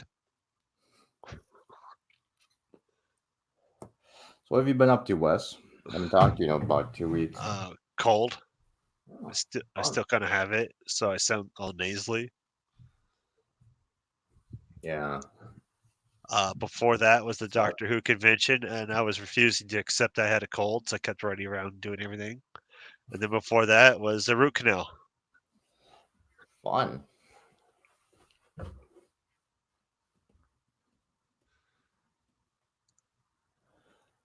Top spots. No, AT said good night, Kronos, and everyone else in the chat. Oh, Anti-Tracker didn't say good night to to you, or he just said, "Oh, and everyone else." And Mercer, why do you keep putting links in the chat?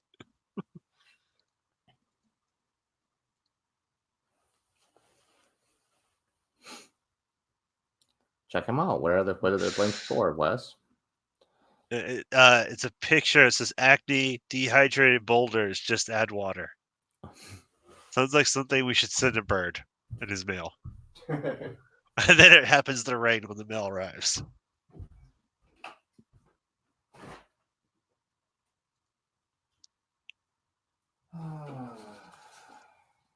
Thomas Potts, I just realized I haven't played 7 days for weeks. Anything happening? I think the server's still up, and we still have that practically invincible base. I was on there. I built a swimming pool the other day. So now we're just gonna slowly rebuild society. We should do that. Just start remodeling all the houses around the neighborhood, making them look nice. I built a swimming pool. I knocked down a church or two, and then got bored. Dang, anti-religious much? I should rebuild those churches. The Church of Wes.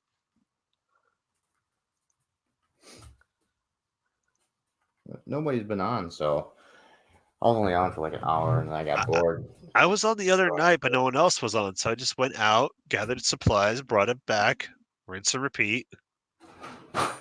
That's all I do anymore. I think we need to have Matt up the difficulty. Blood Moon every night. That'd be so shitty. Well, That wouldn't look even at be fun. look how strong our base is. Wow. We have a moat that's like what 20 feet deep, or 30 feet deep around the entire base, with spikes in it, drawbridges. We have like 2 jeeps, a motorcycle, and a helicopter, Something like that, yeah. and we have like saw guns now. And then we've got turrets like all over the base. Yeah, a lot of them are junk turrets, but a couple of them are the SMG turrets. Mm-hmm. So we've reached a point where nothing's challenging for us. So we should up the difficulty and see how long we last. Endless Blood Moon.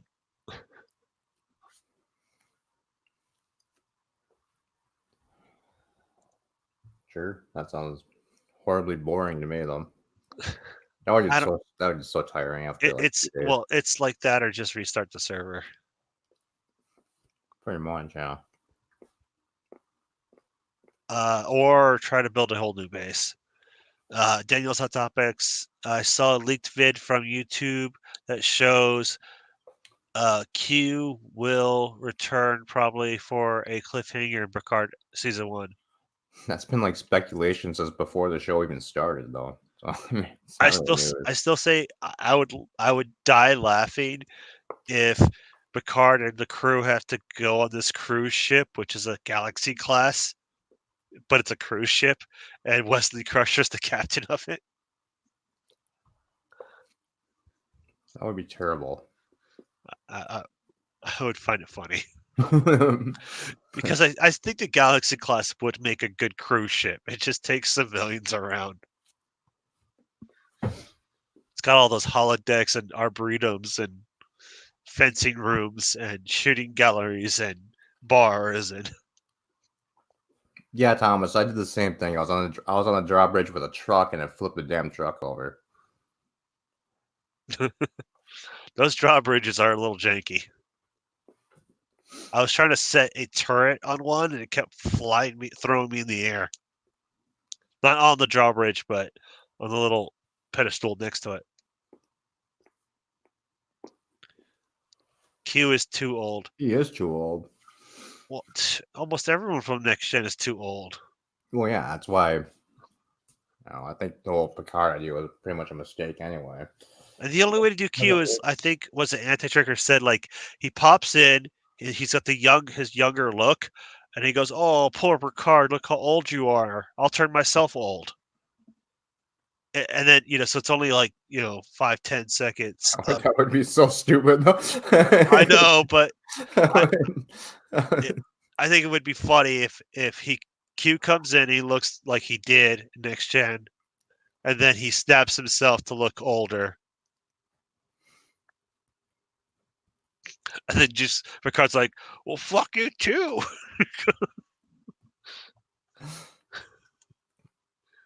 I mean, like half the show's budget on the de-aging. Q, I'm too old for our cuddles.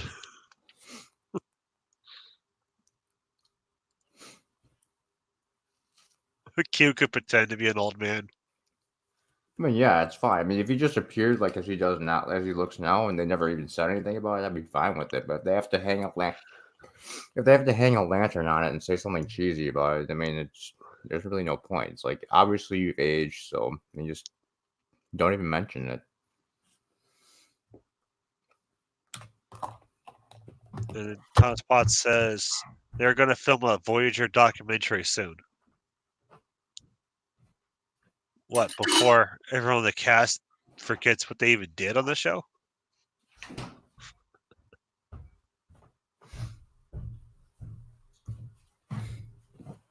They can do it for cheaper, like Q's voice saying you look like. Yeah, that's right, Joseph. I mean, I don't see them spending money on actually de-aging the guy. I think they would just bring him in as is.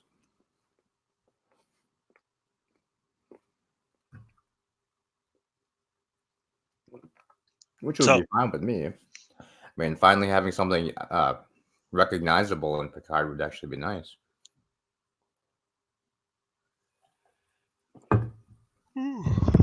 Sorry. So yeah, so I've been missing all the new episodes. I only saw the first two, and been getting such mixed reviews by everyone. I mean, it's not it's definitely not a Star Trek show, but it's definitely an entertaining sci-fi show. Kind of. I mean, I I got kind of bored the last two episodes, and I was actually noticing myself starting to look at my phone and do other shit while watching the episodes. But I mean, it's not the greatest, but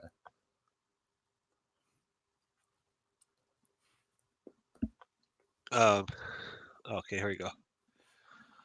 One of the DS9 documentary producers said they are starting to film the Voyager documentary on that Trek cruise.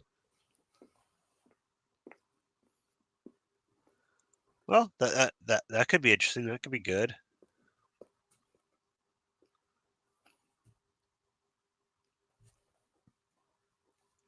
Yeah, it's sad that like shows like Picard are kind of a letdown. Even if it's kind of good or decent as a a sci-fi show, it's just not very Star Trek.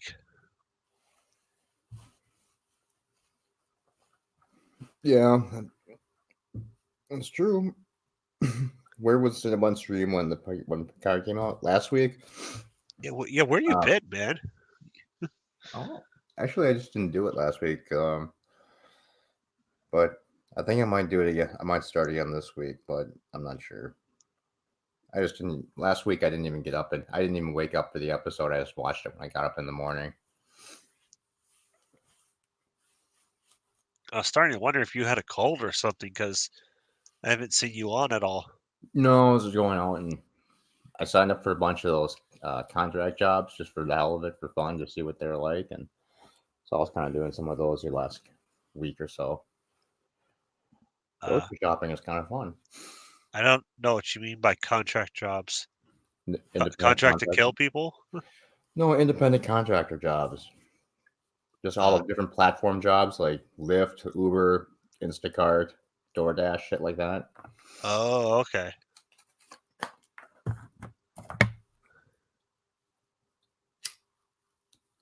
So have you delivered any food to a guy stuck in a medical bed?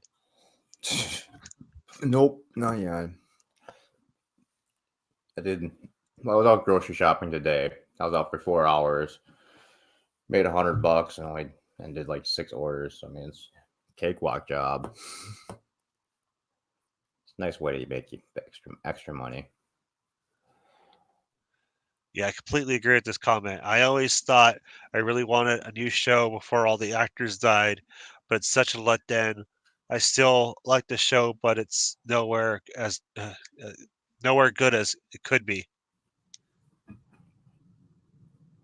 Yeah, like a part of us always wanted oh hey, our favorite characters, Picard, Riker, Deanna, Geordi, whatever happened to them, and even though they've aged, even if you go, oh well, they're retired now, or they did this or that.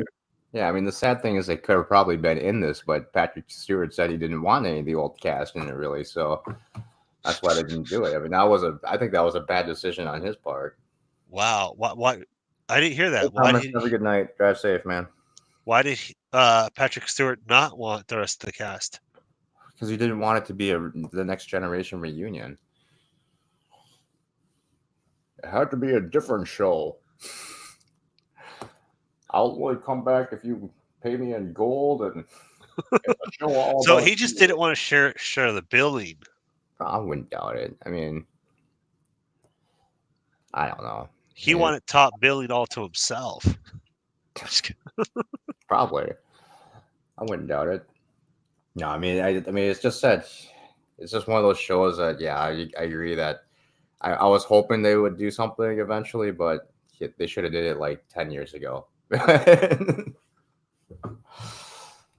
They're just, I mean, the man's just too old now, and for a lot of the show, I get pulled out. I'm pulled out of the show because it feels like you're watching just old man Patrick Stewart, not even old man Picard. It's just weird. Yeah.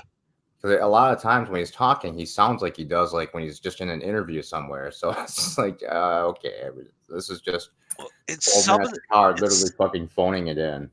it's some of the scenes in the first 2 episodes. It's like you can barely hear him because it's like he's out of breath.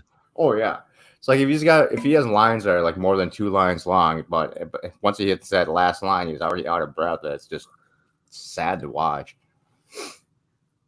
And what's really sad is that this is probably the last thing he's gonna do. Once he's done with this, he's just gonna go to his house, his mansion, whatever in England, and I'll never see him again. Sorry, what? I was reading a comment, and I was I saying really can't do 2 things at once. what's sad is this is probably the last thing he's ever gonna do on film. Yeah, I mean, probably. I mean, Once 2 or 3 seasons are done. you mean even if he gets that, I mean, they've announced season 2, but I don't think they've greenlit the damn thing yet. Yeah. But Which they would have to do really soon then is actually start shooting, or else they'd be screwed, and we'd be looking at another year down the road before season 2 comes on. That would be stupid. and then the poor guy passes away. It's like, Yeah, I mean that's the problem with having Picard on there, is because he's so damn old. I mean, the actor might die. Daniel, I don't want to sound rude, but where do you get these rumors, man? Because it just sounds like someone watched an episode of Voyager and was like, you know what, that would explain the whole thing, and decided to make that as a rumor. yeah, I don't know. I was reading earlier, like the Worf show. I don't think there's any way in hell that they're ever going to make a Worf show. And to be honest, it's not even a show I would even be interested in watching. That or a Captain Sulu show. That would just not interest me in the least.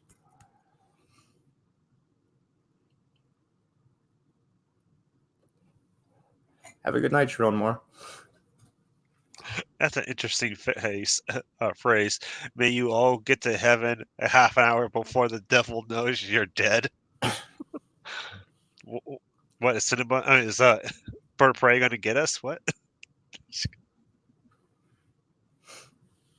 Yeah, he specifically said he didn't want a TNG reunion, and so I'm actually surprised as many cameos have shown up as that there have been so far. Ralph, I'd rather have a Jerry Ryan show. Yeah, I mean, I would actually too. Well, the funny thing is, in all these episodes, there have been scenes where I've wanted to watch that show instead. Like I've wanted to watch a show about the Mars attack instead of what I've been watching. I'd rather watch a show about what the hell is going on with the Fenris Rangers instead of the actual show we're watching. So yeah, there's a couple things in there that have been more interesting that have been just throwaway side plots that have actually been more interesting than the main show itself. I know, like I would have been fine with a basically Voyager reunion show. Like, oh, what is the Doctor doing now? What is Harry Kim doing now? Even if it was just like, but you mean a snippet. Because that would only last like one season. I mean, I know. Otherwise it would get sitcom-y. I'll be right back. Yeah, would sitcom-y Star Trek be better than Picard and Discovery Star Trek?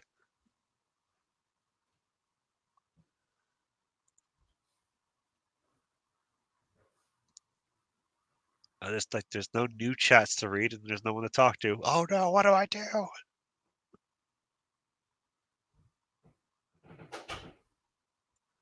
Oh, Star Trek. Oh, yeah. Patrick Stewart is applying to become a U.S. citizen.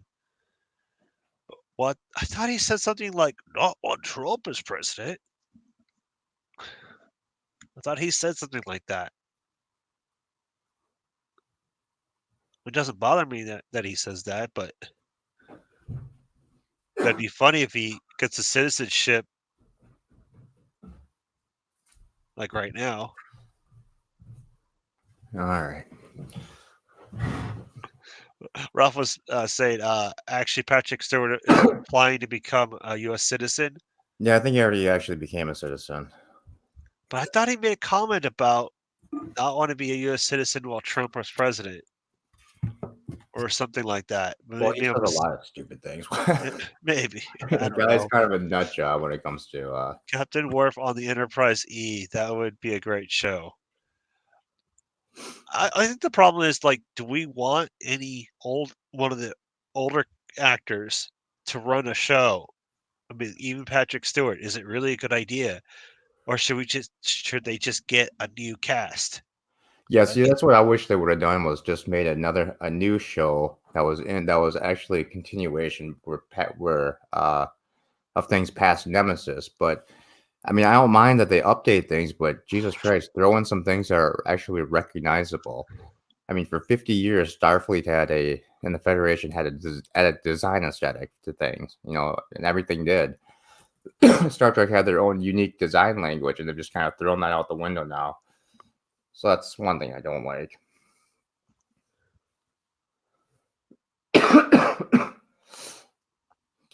Captain Worf on the Enterprise E, that would be. Why would I honestly?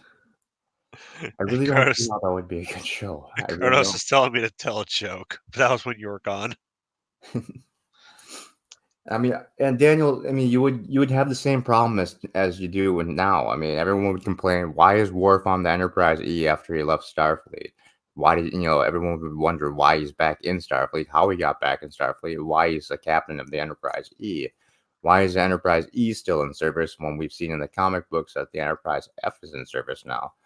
I mean, it would just create a whole bunch more problems and split the fandom even more probably if they did that. I think Geordi as the captain of the Enterprise E would work better. I mean, why make him the captain of the Enterprise? Why just make a new damn ship? Blow up all the old ships. We'll build a new one. I mean, he had the Challenger in that Voyager episode. That was a Galaxy class. Just have him be the captain of that. Yeah, there you go.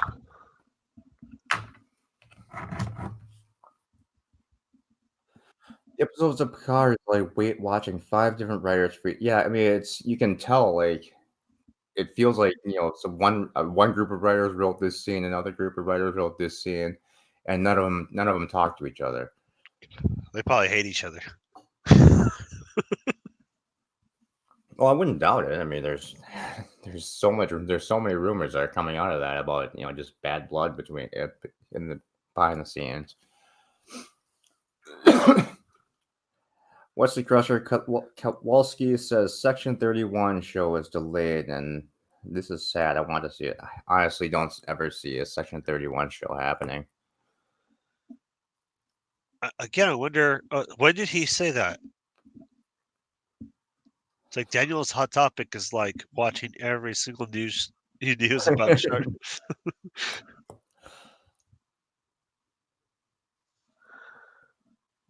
Yeah, what could you do with a Section 31 show? Would it just turn into like a CSI show, or pretty much? I mean, that's what it sounds like it would be, or that, or like a Mission Impossible type show. Yeah, probably would be more like that. I think that would just get old. I mean, having an entire show about Section 31, just I don't know. I mean, it was cool when it was a secret organization, and then there wasn't that many mentions about it. It was they just pop in with it every now and then, but I don't know if there'd be enough interest to actually have a full show about it. I think the problem with franchises really is they're not going, okay, what is our franchise? What made it the most money in the past? Well, that's the problem. And then how can we take that concept and bring it in today? So even if they thought, oh, Star Trek 2, that was the best Star Trek movie ever. Everyone likes that. Okay, let's do that. But let's try to make it into a modern. At least then you're going off of something, the franchise at its high point. Yeah, and when you could argue they tried doing that too, because J.J. Abrams pretty much made the Replicon when he did his second movie. That was such a mess because half the movie Khan wasn't the villain; it was the other admiral. It was too many. Like, who's the actual villain? Is it Khan or is it this admiral? That whole movie was so stupid and It's contrived. the ship. The ship was the villain. Vengeance. Mhm.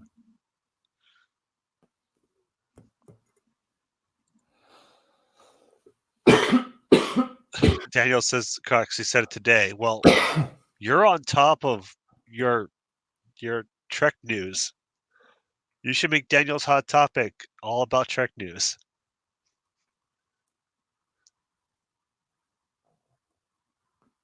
Unless you're watching another YouTuber to get all your information.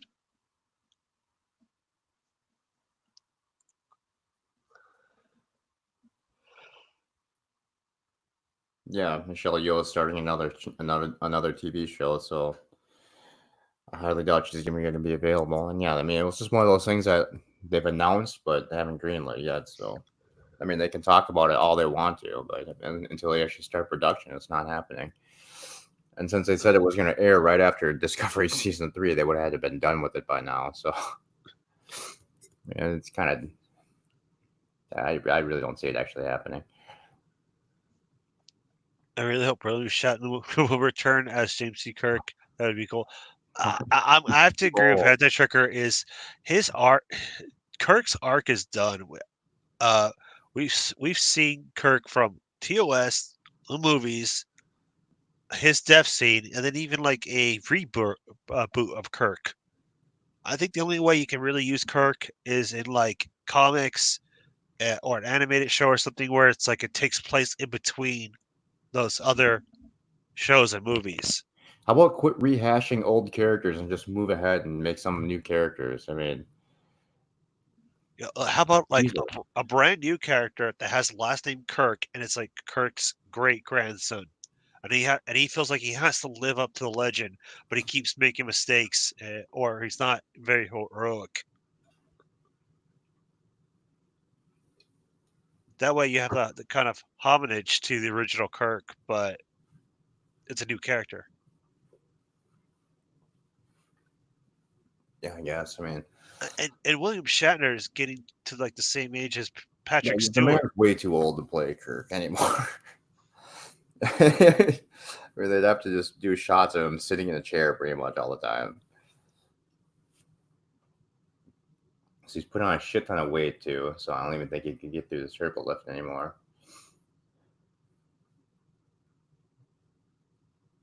No, I mean, yeah, I just think he's too old, and it's not like time is gone.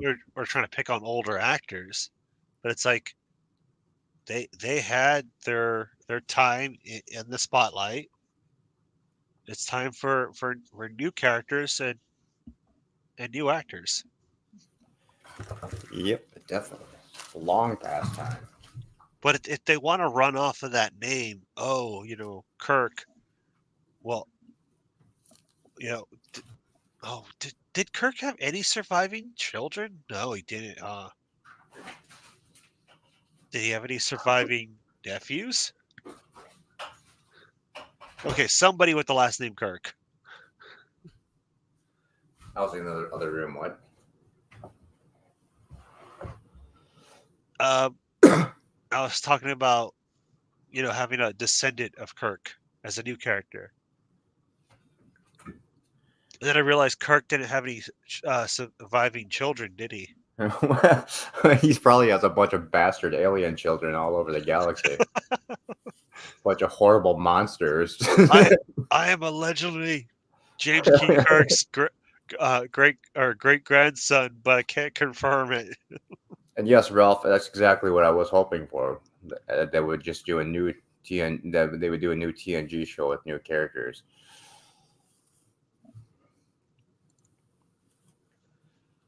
Okay, well, guys, I've been going for 2 hours. I do still have a cold, and it's getting late for me. So if there's any topics you guys want to bring up before we wrap up, let me know.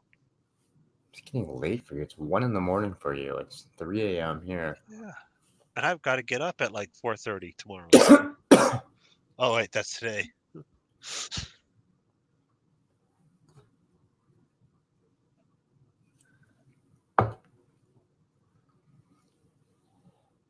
Wesley, have you heard of Bryan Singer's Star Trek Federation? It would have been set in the year 3000 and would have focused on the descent of Kirk Alexander Kirk. What? And a new Enterprise? I no, I think I've heard something about that, but was it just a concept or a comic or something like that? I don't know.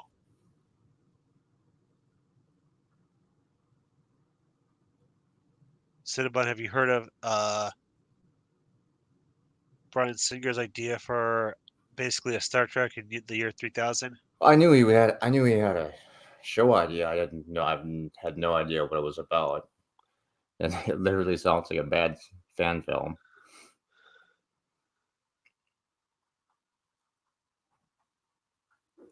Yeah, have a Yeah, good night, Thomas. Yeah, Carlos is in. Good night. Mercer's back. Alvarez is going to try to wrap it up. I mean, if you guys are bored, then go on the StreamYards, launch your own stream, tell everyone, and then everyone will jump over to your stream. Well, I actually might now since some asshole woke me up. Well, yeah, damn that anti-tracker. You and your notification that came through. But so none of the other notifications woke you up, but mine did. Yeah, strangely. Actually, yours is the only one. Yours is the only one that came. I didn't get it. I rarely get notifications for anti-tracker anymore for some reason. Probably because I go watch them every day. They figure they don't need to notify me anymore. Maybe that's why I don't get any notifications. When they watch the same shit every day. Pretty much, yeah. Because I don't really get. I still get Birds notifications, but they come like a half an hour late. So I figure with the channels that I go to regularly, that I just figure the algorithm figures I don't need notifications anymore. All right. Well, so why don't you launch your own stream, and I'll wrap this one up. And all you guys, you better be subbed to Cinnabon.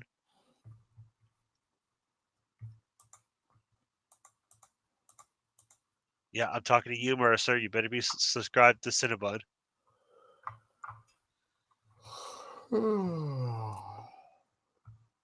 And then you can keep them up all night. Tell him that you'll do super chats, and then you realize he's not monetized. Yeah. That'd be nice. Hey, Cinnabon, what's your opinion on Kerbal Space Program 2? What? What is your opinion on Kerbal Space Program 2? Are Are you going to pick it up, or? Yeah, I'm going to, but I mean, it looks like. Hello? Hello. Oh, sorry, I clicked a link and then it started. Never mind. Anyway, it looks good, but it's going to be. It sounds like it's going to be kind of like Space Engineers, the multiplayer part of it, where you can just build shit together. Well, I mean, I really don't know how the co-op is going to work. It sounds kind of weird. It sounds like you just might be able to just be on the same server together or just hang out with each other, and there's not going to be that much multiplayer to actually do, but it does sound like fun. Yeah, I know, like, they wanted to add the multiplayer, but it's not really a multiplayer game. Yeah.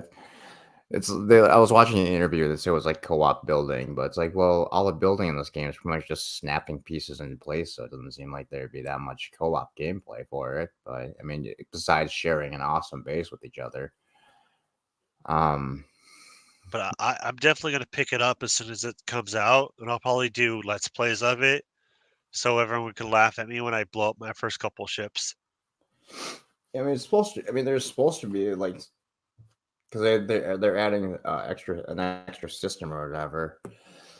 But I'm kind of disappointed that the Kerbal system is going to work the same way as far as physics go as the current game is, and then for systems that have that are like binary stars, then you'll have the n body gravity effect physics. But yeah, so I mean, it sounds like the same game. It's just with just some stuff added on so far.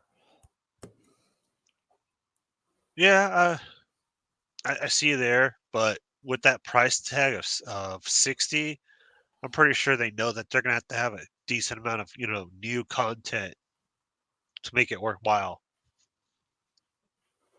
Or it's just a money grab. Yeah, it could be. I mean, Kerbal 1 was so expensive, they have a built-in following. So, I mean, why not spend? Why not price it at $60 even if it's not worth it? No, I mean, honestly, I think I got Kerbal for like $12 when I first got it. So, I mean, that's probably about the most I really want to pay for it is like $20. But since this new one's gonna be 60, if I plan to do anything with it on stream, I'll have to buy it. But we'll see. well, you can wait for me to buy it first. And then if I get on a stream, go, this game sucks. Well, I still want it to be the exact same game as it is now. I mean, if all it is just, hey, you can build with a friend and then you can visit another system. I mean, that's not much of that's not enough enough extra gameplay to actually keep me interested, because right now I barely play Kerbal because it just got so damn boring. I still enjoy hopping on it and trying to see, like, okay, what have I not done yet? But well, hopefully it's a lot more, runs smoother, can handle a lot more. Because like even with a high-end computer, there's times where like I get the game lagging because I have so many parts. I know it's not my computer; it's the game trying to process all the parts and stuff. Oh yeah. So I mean, it's definitely memory intensive. So I mean, in the original game it's so old. They just slowly worked on it to make it better, But the engine that it's running off of is well, yeah, and that's the problem. They're using the exact same engine on the new game. Oh, they are. I thought it was a new engine. Nope, they're using the exact same one, and for everything except for areas with binary systems, and then they're using an n-body gravity model. So, but otherwise, it's the exact same game, they've said, which really disappointed me. I was like, well, what the hell is the point? Yeah, well, okay. Well, maybe I'll have to wait for it to be released and watch some gameplay footage of it. Yeah, I mean, I don't know. I just really don't think they should. I think $60 is going to hurt them in the long run. It's going to be one of those games that go on sale and Steam for like 50% off within the first couple of weeks, probably.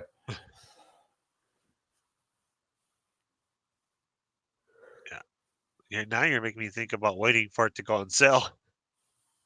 That's what I do with most of my games now, just because I mean they go on sale so fast. It's almost pointless to pay full price on launch day now.